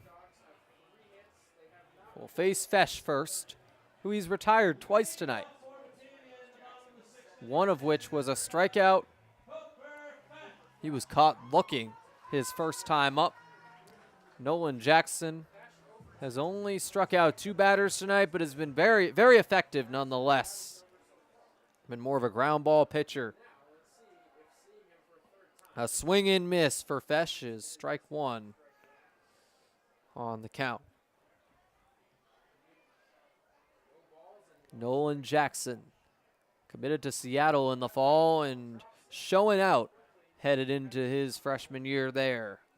The breaking ball gets in for strike 2. Nolan Jackson looking for a strikeout in 3 pitches. It would be the second time Fesh has been victim to him. Instead, it's a low ball 1. Cooper Fesh, product of Keystone College, with the 1-2 count. Swing and a miss. And the second strikeout of Fesh by Nolan Jackson. It's his 3rd total tonight and 9th on the season. Braden Horton up next. 0 for 1 with a walk. Also reached on the error on that first time up. So he's reached twice tonight without a single hit. Horton will take a low strike 1. Nolan Jackson painting the low edge of the zone right there to start things off. Nolan Jackson looking to keep this up. And on the breaking ball, to go too far inside. 1-1 on the count to make it 1s across the board. Braden Horton played a year at Liberty where he hit 11 home runs, had a .903 OPS. Since then, transferred to Oklahoma. Now headed into his senior year there. It's 2-1 on the count to him here. Jackson delivers on the 2-1. And the framing attempt by Past will be unsuccessful. Now Jackson has thrown a few consecutive balls in this count to Horton. We'll see what he can do on the 3-1. It's another outside pitch. Horton walks for the 2nd time tonight. Braden Horton has been very patient, has reached all 3 times without a single hit. Tyler Castro is another story. A pair of infield singles, so his speed has been his dominating trait here tonight. Improving upon his .338 batting average coming in. Castro once again has Braden Horton on first base, as he has the last 2 times up. It'll be an upstairs ball 1 to Tyler. This has been the exact situation that Castro has seen his last 2 at-bats. Horton on first, the only base runner. This time 1 out instead of 2 outs, so a slight difference, but nonetheless, Castro looking for another infield single perhaps. It'll be fouled off instead to make it 1s across the board. Nolan Jackson has gotten to most of these Muckdogs tonight. Castro is the one guy he hasn't been able to figure out just yet. The contact by Tyler has just been too hard for Chris Gazalda to field. So Jackson looking to force some softer contact or get him in the chase on the 1-1 count. And that'll be a swing and a miss, and now headed into second is Braden Horton. Thought about third as the throw got away, but he'll get the steal. With now 2 strikes on the count. So, yes, a strike on Castro, but the Muckdogs going to be happy with that one as they have a runner in scoring position. Can Tyler Castro knock him in or at least advance him? Infield single would likely spell an out at third in this situation. Or an infield ball, rather. The 1-2 pitch from Jackson will go low and away. Almost gets away from Past, but count is now even. Past's going to see a lot more time behind the dish now that Dalton Harper is done for the year. Paul Delanto and Ethan Madison also the potential to mix in, but Madison currently hurt with an ankle injury. So Past and Delanto, the only 2 players that are A, healthy, and B, have caught this season. Only players on the Americans roster still, that is. 2-2 pitch from Jackson is upstairs to fill up the count. Shane Prey also has some experience catching, as does Evan Core, but they are likely to stick at their positions in third and right, as they have just been excellent defensively over at those 2 positions. Payoff pitch from Jackson as he checks back on Horton. The delivery is fouled off. Big stakes again. Runner on second. Count is full. Just 1 down this time, but Tyler Castro looking to knock him in. Horton, the runner on second. Jackson checks on him. Now the payoff pitch will drop low for ball 4. Tyler Castro reaching base for the 3rd time tonight. Not a hit this time, but now first and second once again for Cameron Koppel. Koppel's been in this situation a couple of times now with 2 runners on, but this time just 1 out. Muckdogs looking to avoid Groundhog Day and keep this inning going. Will Cordero now coming out to meet with Nolan Jackson, who has walked 2 consecutive batters after recording the first out of the inning on a strikeout. Uncharacteristic for Jackson tonight, who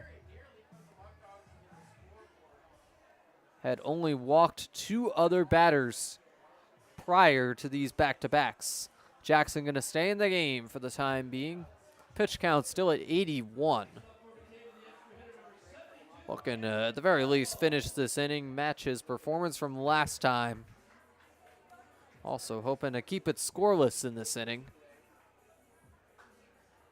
for a 2nd consecutive scoreless 6-inning performance.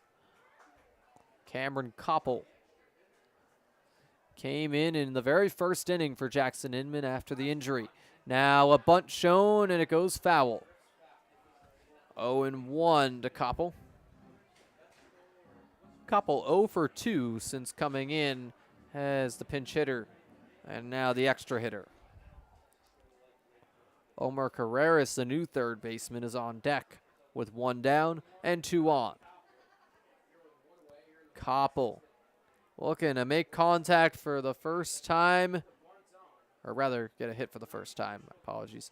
0-1 will be fouled off.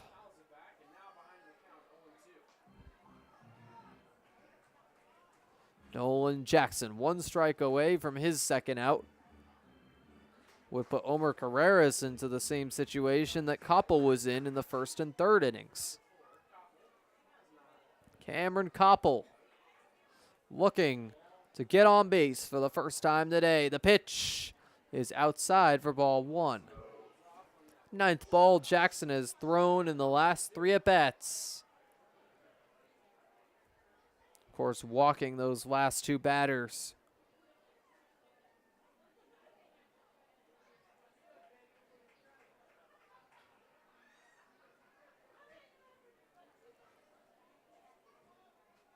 Americans up 2-0, looking to keep it that way. The go-ahead run is represented by Koppel at the plate. The pitch will be a line drive into right field. Core chasing it down, and he will make the grab for out number 2. Runners hold. They don't want to mess with Evan Core. He has a cannon for an arm and can gun anybody out. It's 2 down on these Muckdogs, as next up will be the third baseman, Omar Carreras. Carreras, 167 hitter headed into the day, now 0 for 2 tonight. Nolan Jackson looking to get out of this inning unscathed after 2 walks. He's not given up a hit since the 3rd inning.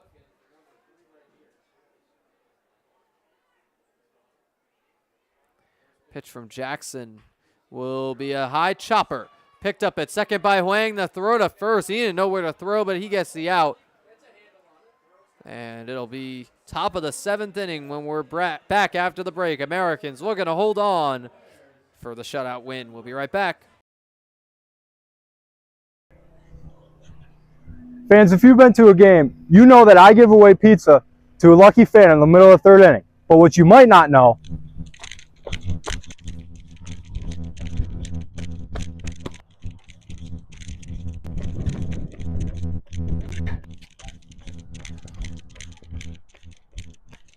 is that Sammy's is located right across the street.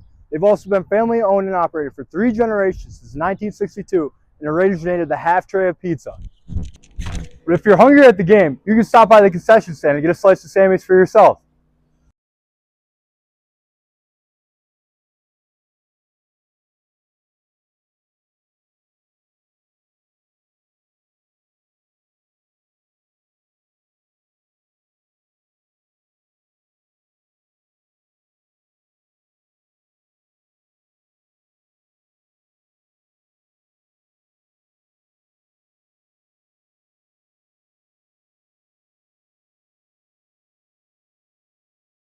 New pitcher from Dwyer Stadium. It's Irwin's Branch. Branch starting off this 7th inning for the Muckdogs, and on the year he has a 5.23 ERA and 5 strikeouts.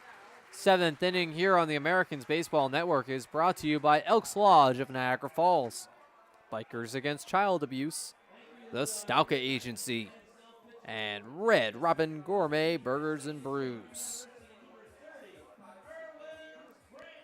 And to start off this inning for the Americans,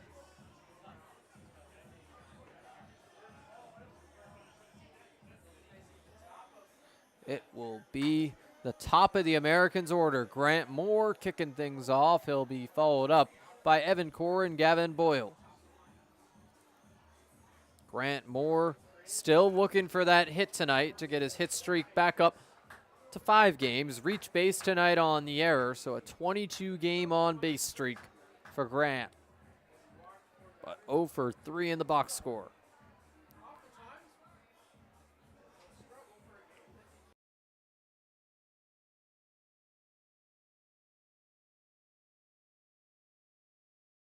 Grant Moore up for the 4th time tonight against the third pitcher for Batavia. Moore. 6 extra base hits. Could he have his 7th here off of Irwin's? That would be a great way to start this 7th inning, but Moore would be happy with any hit here. First pitch from Branch will be inside for ball 1. Americans just looking to get some insurance on top of their 2-0 lead. Nolan Jackson has gone 6 scoreless, but remains to be seen if he'll come in for inning number 7. The 1-0 pitch will go low to make it 2-0. Jackson on the day has thrown 86 pitches, so very possible he could come out for inning number 7, but question is whether the Americans will want him to. After 2 walks in the 6th, the 2-0 pitch will be fouled off by Moore. First strike on the count, but Grant Moore still has it in his favor. Leads the team in walks, one of many things he leads these Americans in. 19 walks on the year. The next closest has 14. That would be Brady Bowles, who is done. Headed to a team in Virginia for the second half of the season after playing the first half of summer ball here. Grant Moore gonna foul it off to even up the count.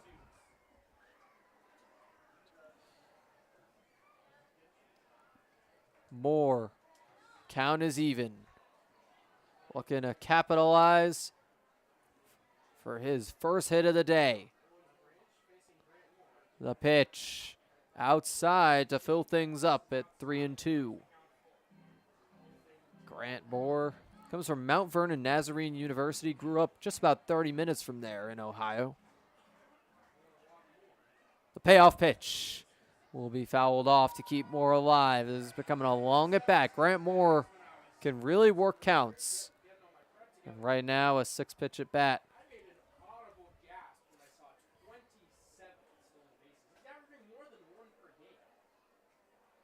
Grant Moore ready for the payoff pitch from Branch. The pitch will be swung on and missed.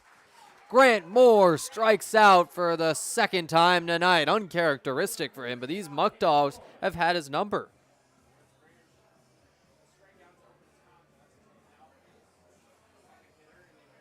And next up will be Evan Core with 1 down and nobody on. Grant Moore, an uncharacteristic 0 for 4 day, and it's already the top of the 7th. Branch, the pitch to Core, will be outside for ball 1. Evan Core also looking for his first hit of the day, or rather his 2nd, but had a long hit streak going, looking to get a new one started. The 1-0 pitch from Branch will get in there on the outside edge for strike 1. Just a little bit closer to the strike zone, and Branch able to get that strike call. 1's across the board. Evan Core. The 1-1 pitch will drop on the low outside corner. Irwin's Branch is finding his sweet spot right here. 2 strikes in a row. Evan Core get the ball on the sweet spot of his own bat. The 1-2 pitch will get in there for strike 3. Another low outside strike to retire Core. It's consecutive strikeouts for Irwin's Branch. Gavin Boyle up next, and Boyle has already struck out once today. Could he be the next victim of Branch right here?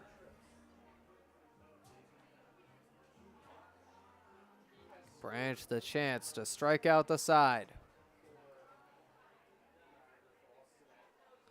First pitch to Boyle is going to be driven foul over the roof here in Batavia.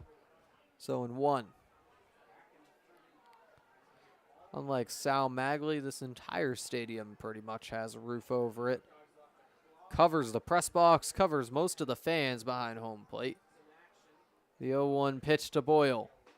Will go inside, but catch the strike zone. It's 0-2 to Gavin. Branch has loved that corner right near the lefty batter's box on the low end. Gotten strike after strike, and these Americans batters have continuously been fooled. Branch looking to strike out the side, and he will not be able to get it. Branch thought he had strike 3, but the umpire shakes his head. He says ball 1. It's a rowdy crowd here on a close call. Still a chance for that strikeout with the 1-2 pitch from Branch. It's going to be lined into left field for the base hit. Gavin Boyle preventing Branch from striking out the side. It's his 3rd hit of the day. The Americans are alive and well in this top of the 7th inning. Already lead 2-0. Just looking to build on that. Shane Prey will be up next. Boyle. His first 3-hit game of the season. Was waiting for it. Had the home run on Tuesday, and now the pressure is off of him to swing for those fences, and what do you know? It's a day with 3 singles. So now his batting average should see a significant jump from 179 to enter this game. The 0-1 count to Prey. With Boyle on first, will go up and in Prey's face for ball 1. Has to dodge that to avoid getting hit. 1 for 3 with a run is Prey's day so far. Irwin's Branch with the 1-1 count on him. Looking to end this inning with Boyle on first base. Branch nods, delivers, and Prey is going to ground that right to Walker at second. The throw to short again for out number 3. Walker to Fry. That connection has been strong all game long. The Americans get their 10th hit on the board, but still lead just 2-0 headed into the bottom of the 7th. We'll be right back. No, I'm kind of thirsty. Me too. We could really use something. Yeah. Oh, Oh, thanks, Yankee Doodle Dan.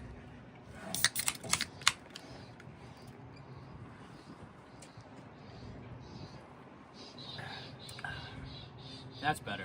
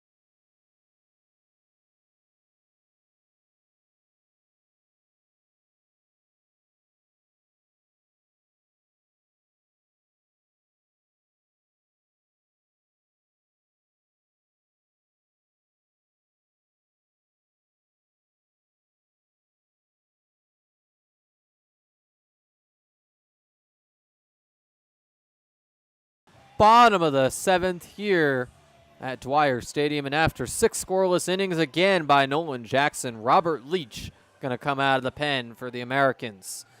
Leach on the year has started 1 game, appeared in many more as a reliever, 1-1 with a 6.75 ERA, 13 strikeouts, and 2 saves. Leach has the ability to go multiple innings. Possible he'll finish out this game for Niagara Falls. Also possible they will turn to other relievers after him. Their bullpen is well rested today.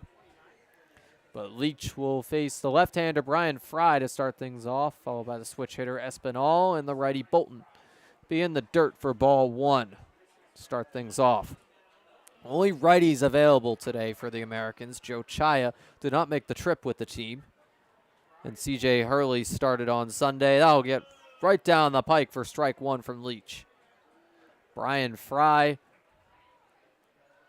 has walked once. He's also 0 for 1 on the day. A big cut and miss for Fry. Makes it 1-2 from Leach. Robert Leach looking for a strikeout.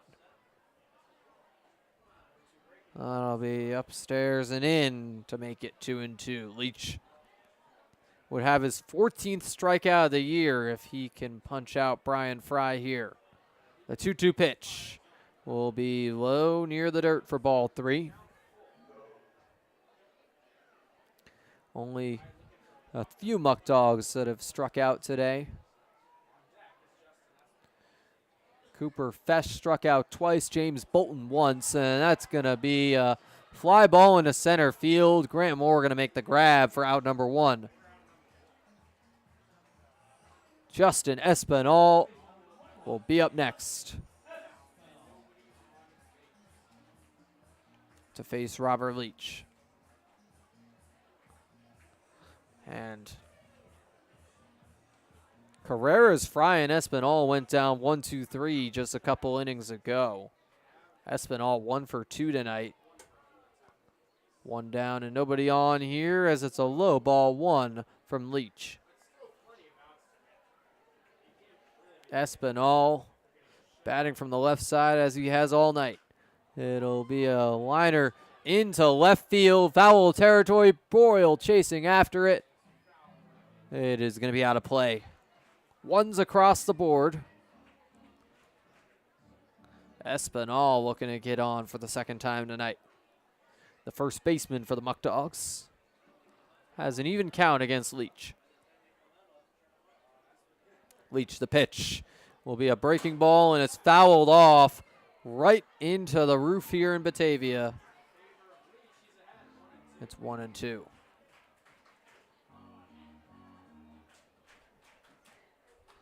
The 1-2 pitch will be fouled off again.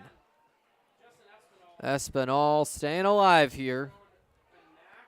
Taking some hacks and making some contact. Can he make some in fair territory with the 1-2 count? The pitch from Leach will be taken low to even things up.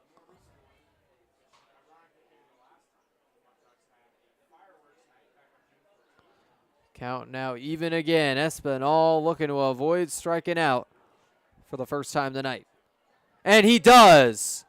It's a swing and miss for strike three. He tries for first base, but not going to get there even close to in time. It's 2 down. Espinal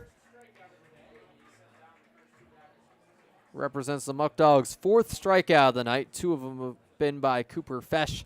Leach getting his 14th on the season and first of the night. James Bolton up next, and he'll line it up the middle into center field. Grant Moore moving over to make the grab for out number 3. These Muckdogs go down 1-2-3 in the bottom of the 7th. We'll send it to the 8th after these messages.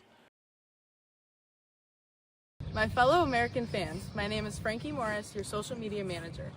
You can join us all summer long with many promotional nights and tickets just as low as $10. You can call and get tickets at 716-215-6161 and take a crack at the action.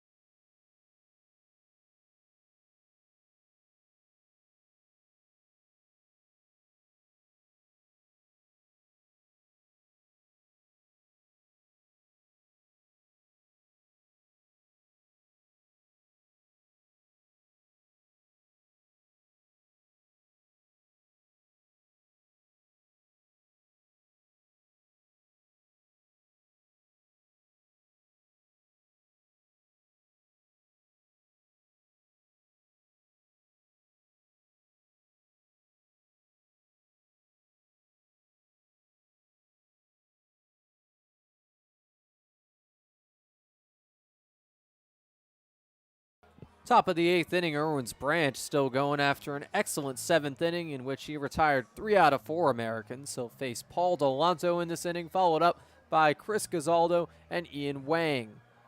This 8th inning here on the Americans Baseball Network is brought to you by Seneca Niagara Resort and Casino. More winning, more comfort, more entertainment. The official casino of the Americans. Go to SenecaNiagaraCasino.com for more. They're the sponsor of tomorrow night's fireworks at Sal Magley on the 4th of July. The Americans hosting the Muckdogs for the second game of this series, but looking to go up 1-0 in the series tonight as they lead 2-0 in the game. Paul Delanto to face Irwin's Branch and start things off. Fouled off behind him for strike 1. An update around the PGCBL. The Tarpskunks lead the Ironbacks 9-2 in the top of the 7th. Pioneers lead the Doubledays 6-2, the top of the 6th in Elmira. Also fireworks there tonight. Branch faking the delivery and now calling timeout. It's 0-1 to Paul Delanto. Delanto with the only RBIs of the night for the Americans. But also a walk-in strikeout in between as strike 2 goes on the outside corner to Delanto. Irwin's Branch has successfully painted those edges of the strike zone, and it has worked for most of the night, aside from that Boyle single. And that's going to be a fly ball into left field. It's dropping shallow, but it'll be caught for out number 1 by Brian Fry, the shortstop. Fry backing up to make the grab. Mindas was coming in, but it's going to be a little shallower than that as Chris Gazaldo comes up next. Gazaldo 0 for 3 tonight, looking to save his hit streak. Struck out looking one of those times up. Upstairs for ball 1. Gazaldo a 7-game hit streak. Also 7 multi-hit games this season. Unlikely he'll have that tonight, but just looking to get that hit streak extended to 8. The 1-0 pitch will hit him.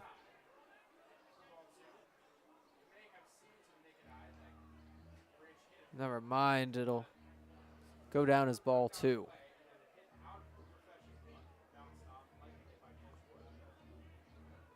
Gazaldo up 2-0 in this count. After that, nearly whacked him on the elbow. The pitch will go outside to make it 3-0 on the count.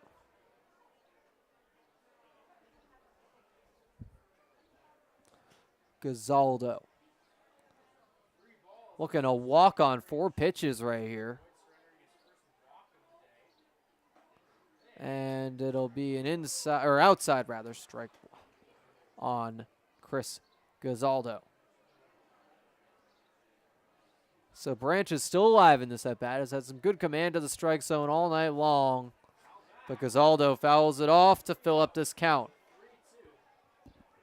Now Branch with a big opportunity. It was a 3-0 count on Gazaldo. Can he battle back for the strikeout? Would be his 3rd of the night in just 1 2/3. The pitch will be lined right into the glove of Justin Espinal for out number 2.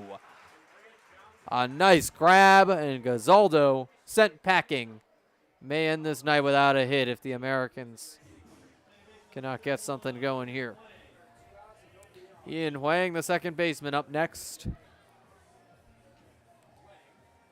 Huang is 2 for 3 tonight to make himself 6 for 8 in Batavia on the season. The pitch will be just a bit outside for ball 1. Huang, pair of singles tonight. Had a double here his first time around. The 1-0 pitch from Branch. He delivers. It's going to be a ground ball right to Espinal as well. He's going to have to move a bit for that one, but Branch will come around to cover first base for out number 3. We'll send it to the bottom of the 8th. Americans narrowly leading these Muckdogs 2-0. We'll be right back. No, I'm kind of thirsty. Me too. We could really use something. Yeah. Oh, thanks. Yankee Doodle Dan.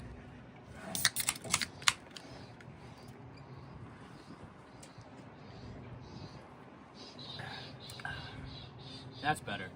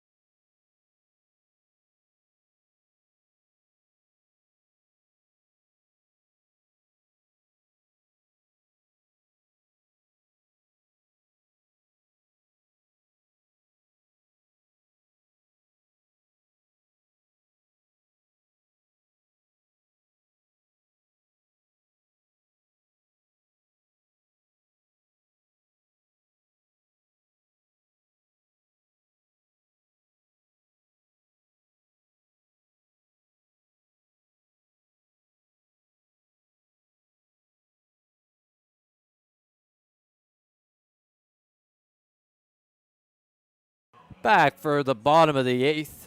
Sweet Caroline playing through the speakers here, and I promised I wouldn't bring my Red Sox fandom into this press box here in Batavia, but can't help it. Love hearing Sweet Caroline as a Red Sox fan. And now, Robert Leach still in the game to face Caleb Walker. Walker will be followed up in this inning by the top 2 in the Muckdogs order, Sean Mindus and Cooper Fesh. Leach, the first pitch is bunted on by Walker. It goes foul. And Robert Leach with an early strike on him. A reminder that the Americans would love to partner with your business. Go to NiagaraFallsAmericans.com to learn more, get involved, and have your business read right here on the broadcast. The 0-1 pitch from Leach is going to be a breaking ball. Stays too high up, doesn't have enough break on it to come back down into the strike zone. 1-1 on the count. Leach, the pitch will be another breaking ball, and it's a chopper by Walker. Leach will come over to cover first base and make the tag for out number 1. Miller to Leach for the out. And it'll be Sean Mindas up next. It's been excellent this season, but 0 for 3 tonight. Would be his first game all year without a hit if he can't get one in these next 2 innings. And we'd like to thank everyone for tuning in to the broadcast tonight, but a reminder that an Americans game is a great way to bring your group together. Whether it's a school, church, business, or youth sports organization, the Americans are able to offer great options for your organization or business, even picnics. Go to NiagaraFallsAmericans.com for more on that, but it's now a couple of balls on the count here to Sean Mindas. Looking to reach for the first time tonight. The left fielder for the Muckdogs tonight and most nights.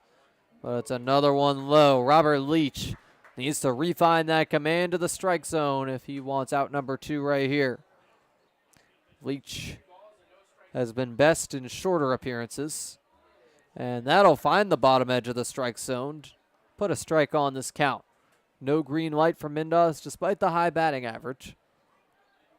Skip Martinez serving as first base coach, but it's going to be a high outside pitch for ball 4. Sean Mindas takes first base, and up next will be Cooper Fesh. Fesh also hitless tonight, has struck out twice, once swinging, once looking.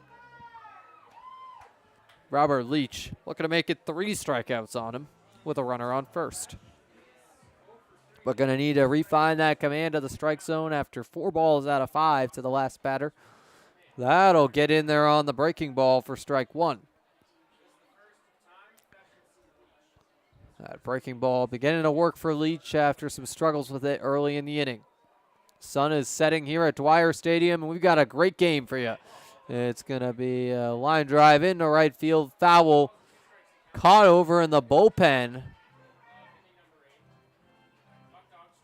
So 2 strikes now on the batter, Fesh. Opposite-handed matchup with Robert Leach. It's going to be a lot of those. Muckdogs stack their lineup with a decent number of lefties. That's a high chopper foul to keep Fesh alive. Muckdogs have the tying run at the plate in Fesh. Looking to start this series on the right foot. It'll continue tomorrow at Sal Magley Stadium for the 4th of July game with post-game fireworks. Also fireworks here at Dwyer tonight. The pitch from Leach will be just outside to make it 1-2. Cooper Fesh looking for his first hit of the night. Certainly a capable hitter. Came into the night batting .379. Can he add to it?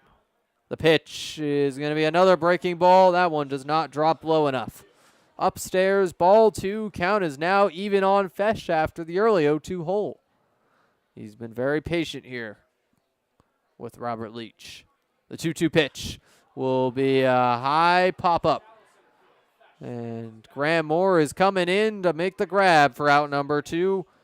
And the runner will hold at first base. It was Mindas who was walked by Leach, and now Braden Horton, who's walked twice tonight. Looking to reach base for the 4th time. Reached on the error his first time around. 2 walks since.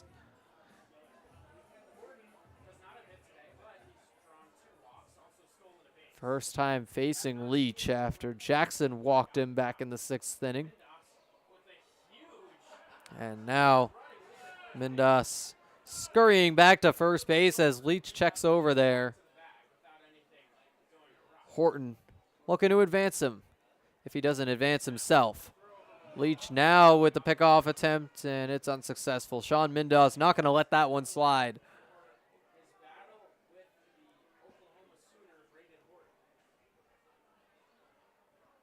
Horton. First pitch from Leach is upstairs near the helmet. Some chin music for the batter, Horton. 1 ball on the count from Leach. In this bottom of the 8th from Batavia. Leach going to send that one low and inside. It's consecutive balls for Robert.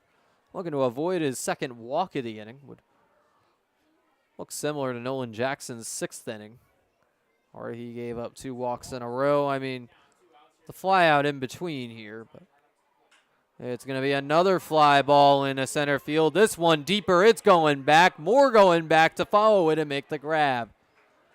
That'll end the inning for the Muckdogs. They get a runner on with a walk, but can't score anything or get any hits. They haven't had a hit since the 3rd inning.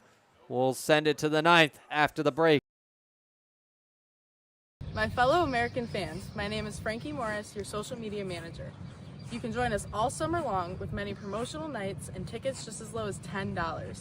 You can call and get tickets at 716-215-6161 and take a crack at the action.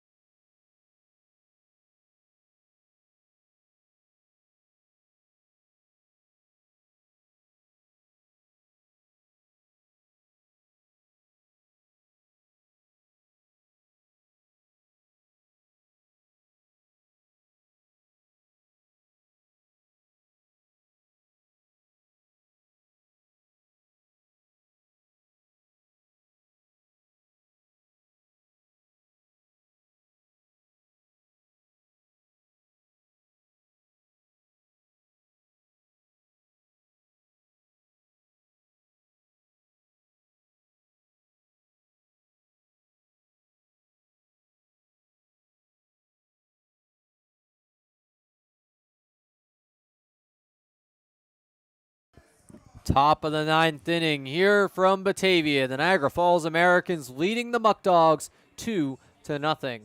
This 9th inning here on the Americans Baseball Network, brought to you by Casella, by Salino Plumbing, Blaze Brockway Contracting, and Wright Beverages, the official beverage provider of everything alcoholic down at Deb's Beer Garden every Americans home game. It's a new pitcher again here for the Muckdogs.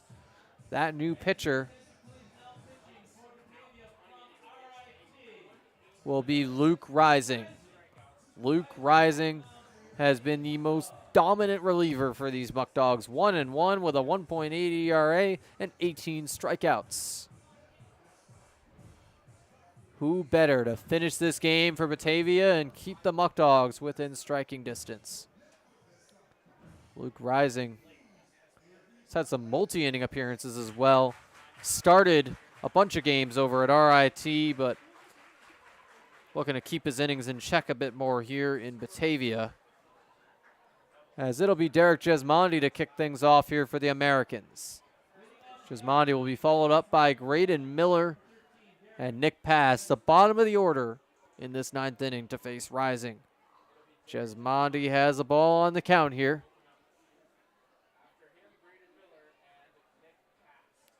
Rising delivers on the 1-0. It's another ball in the dirt.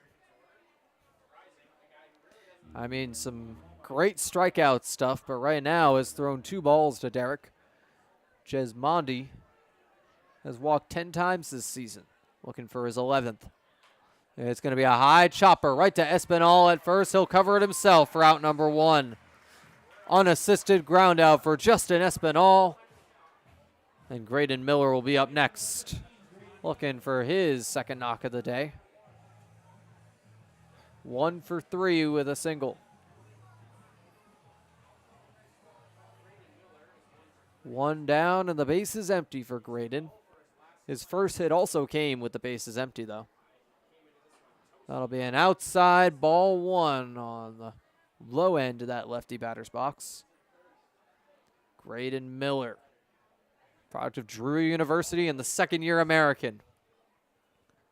Looking to give the Americans some insurance here. That'll get in there on the outside corner to put 1s across the board on Graydon Miller. Nick passed on deck with 1 down and nobody on. The pitch will be lined into right center field, and that one is going to be caught by Braden Horton for out number 2. Horton making the grab. Chance that would have dropped in the gap if it was hit a bit harder, but Miller flying out on his 4th time up tonight. Nick passed up next. 0 for 2 with a hit by pitch. This will complete the 4th time through the Americans' order and the 4th different pitcher for Batavia to face them. It's strike 1 on the outside corner to Nick Past. Muckdogs have deployed Pablo Sains, Evan Hollinsworth, and Irwins Branch, all leading up to Rising. This one going to be further outside to put 1s on the count to Past. Past reached on his first time up, has not reached base since then. Going to get on for Grant Moore with the 1-1 count. It's an upstairs ball 2. Fesh having to lift up his glove for that one. No framing can save that. Count now in Past's favor. And then it's going to be a liner down. The third base liner will go foul. Or grounder, rather. But it's 2s across the board to Nick Past.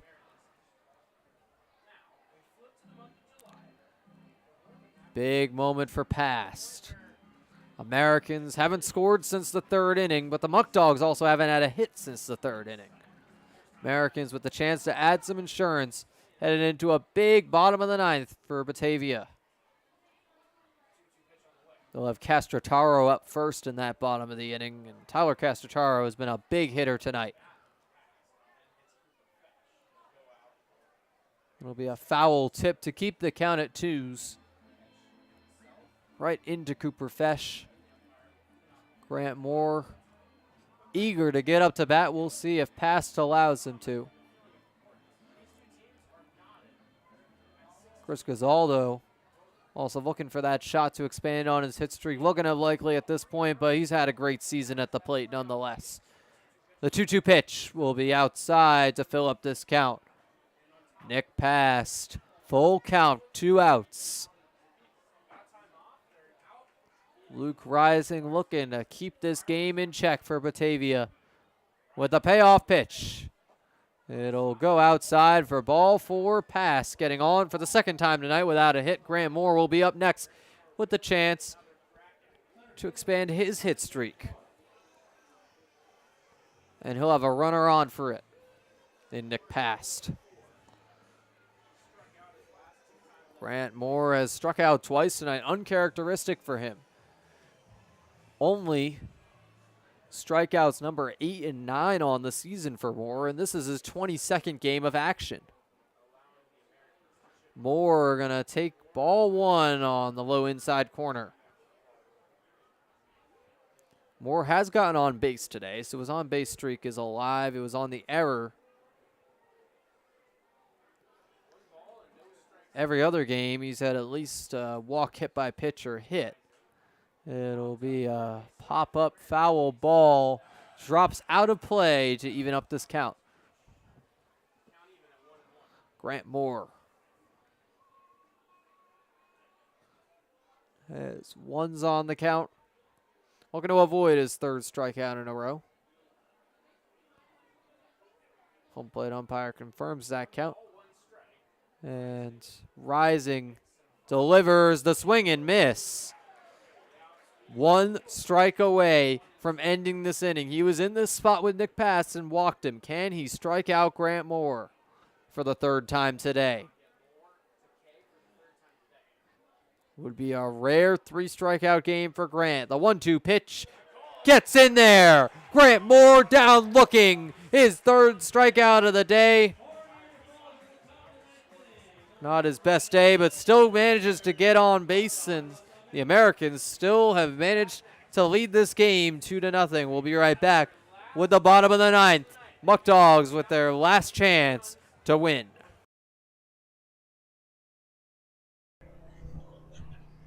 Fans, if you've been to a game, you know that I give away pizza to a lucky fan in the middle of the 3rd inning. But what you might not know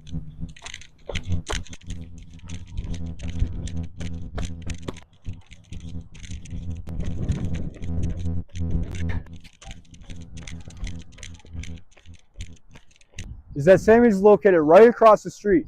They've also been family owned and operated for 3 generations since 1962 and originated the half tray of pizza. But if you're hungry at the game, you can stop by the concession stand and get a slice of Sammy's for yourself.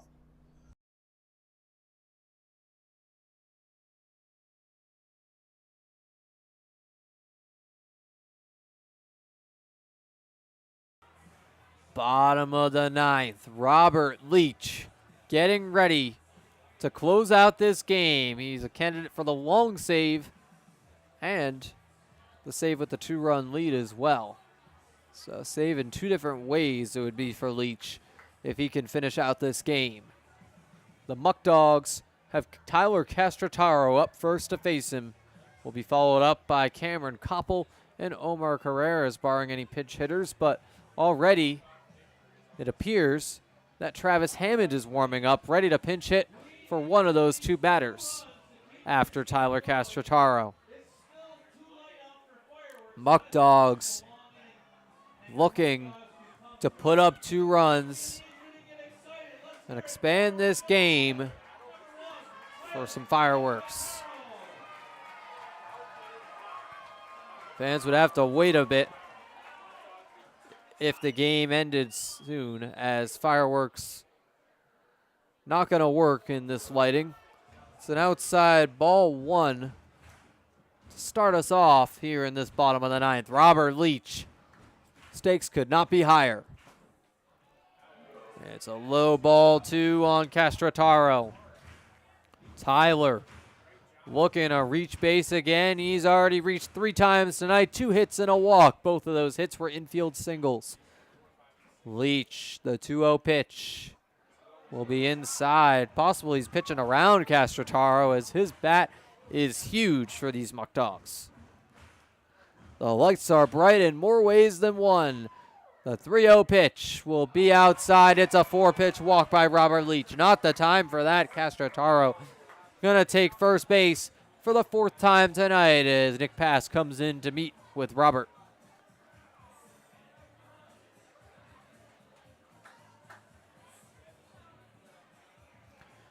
And it'll be Travis Hammond pinch hitting for Cameron Koppel. Hammond on the year, batting .260 with a .702 OPS, 5 RBIs. Recently completed school at St. Xavier. 50 starts over there. It's his 2nd year as a Muckdog as well. .295 batting average and an .883 OPS a year ago. Omar Carreras still on deck for these Muckdogs, as Hammond will be the sole pinch hitter in these first 3 at-bats. Hammond got a brace on his ankle, but still ready to go.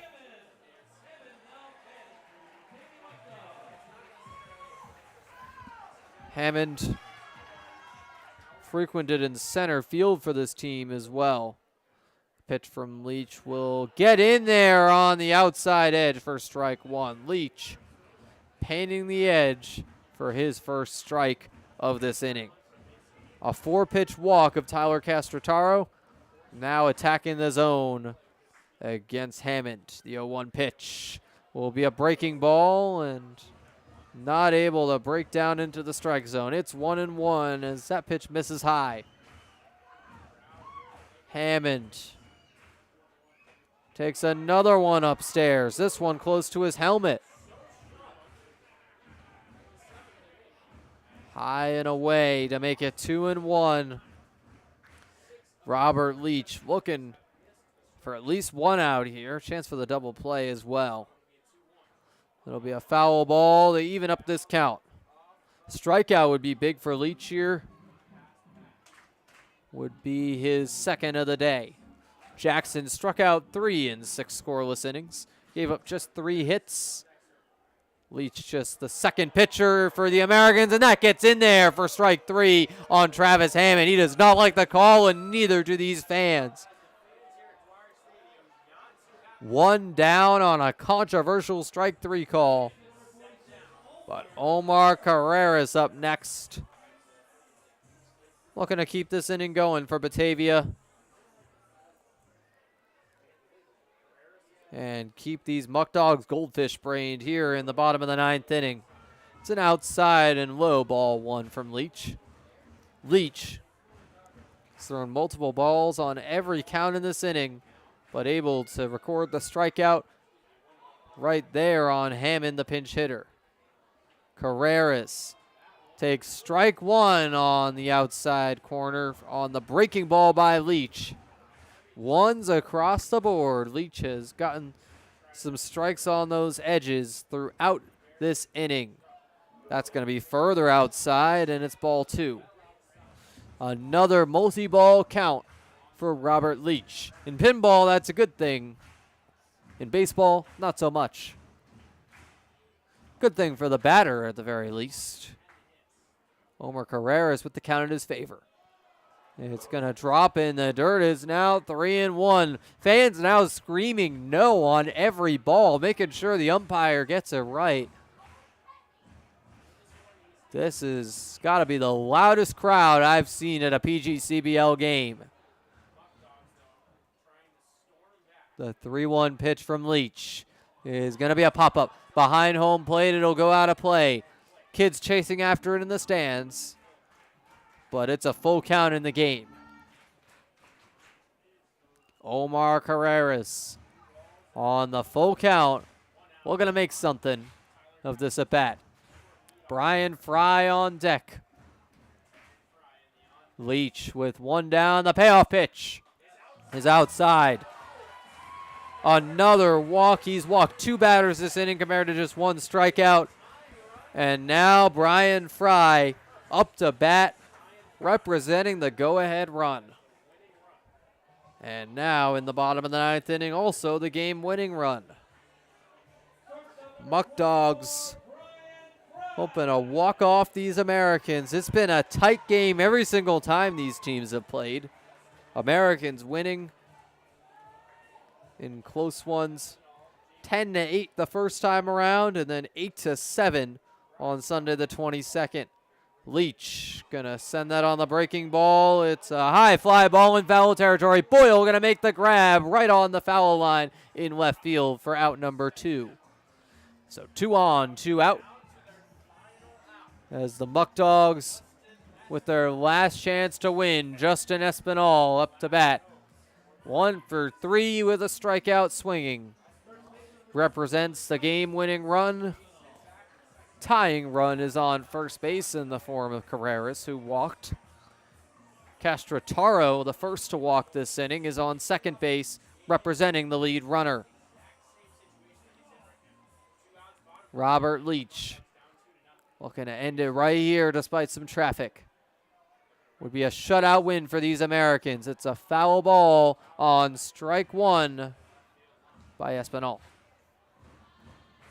Robert Leach, 2 strikes away from completing the shutout win for these Americans and getting his 3rd save of the season. Can he do it on this at bat? The 0-1 pitch, Leach checking Castrataro first. Now the breaking ball goes inside for the ball. Breaks back into strike territory, going up and down, but too far inside. The 1-1 pitch, runners have a big lead. Swing and a miss for strike 2, and Carreras and Castrataro retreating to their respective bases. Robert Leach 1 strike away from ending this right here and getting the Americans a 2-0 victory on his 3rd save of the season. Leach, the pitch will be lined into left field. It's going to drop for the base hit. Coming around to score is Tyler Castrataro. He'll get there. The Muckdogs putting a run on the board. They are 1 away from the comeback. Batavia with their first hit since the 3rd inning off of Robert Leach. It's still runners on first and second. James Bolton is up next.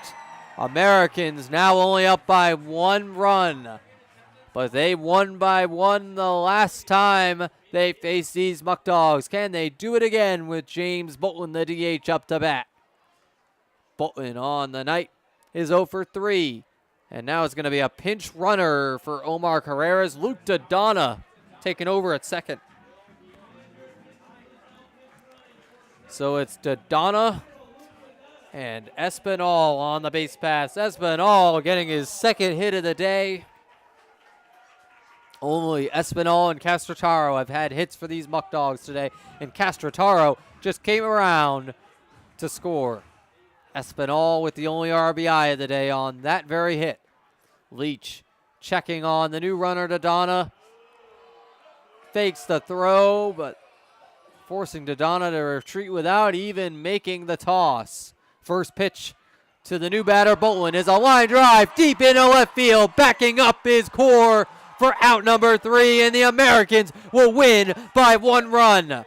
What a game. The Muckdogs almost make the comeback, but Evan Core making the game-winning catch for these Americans. Final score from Batavia, Americans 2, Muckdogs 1.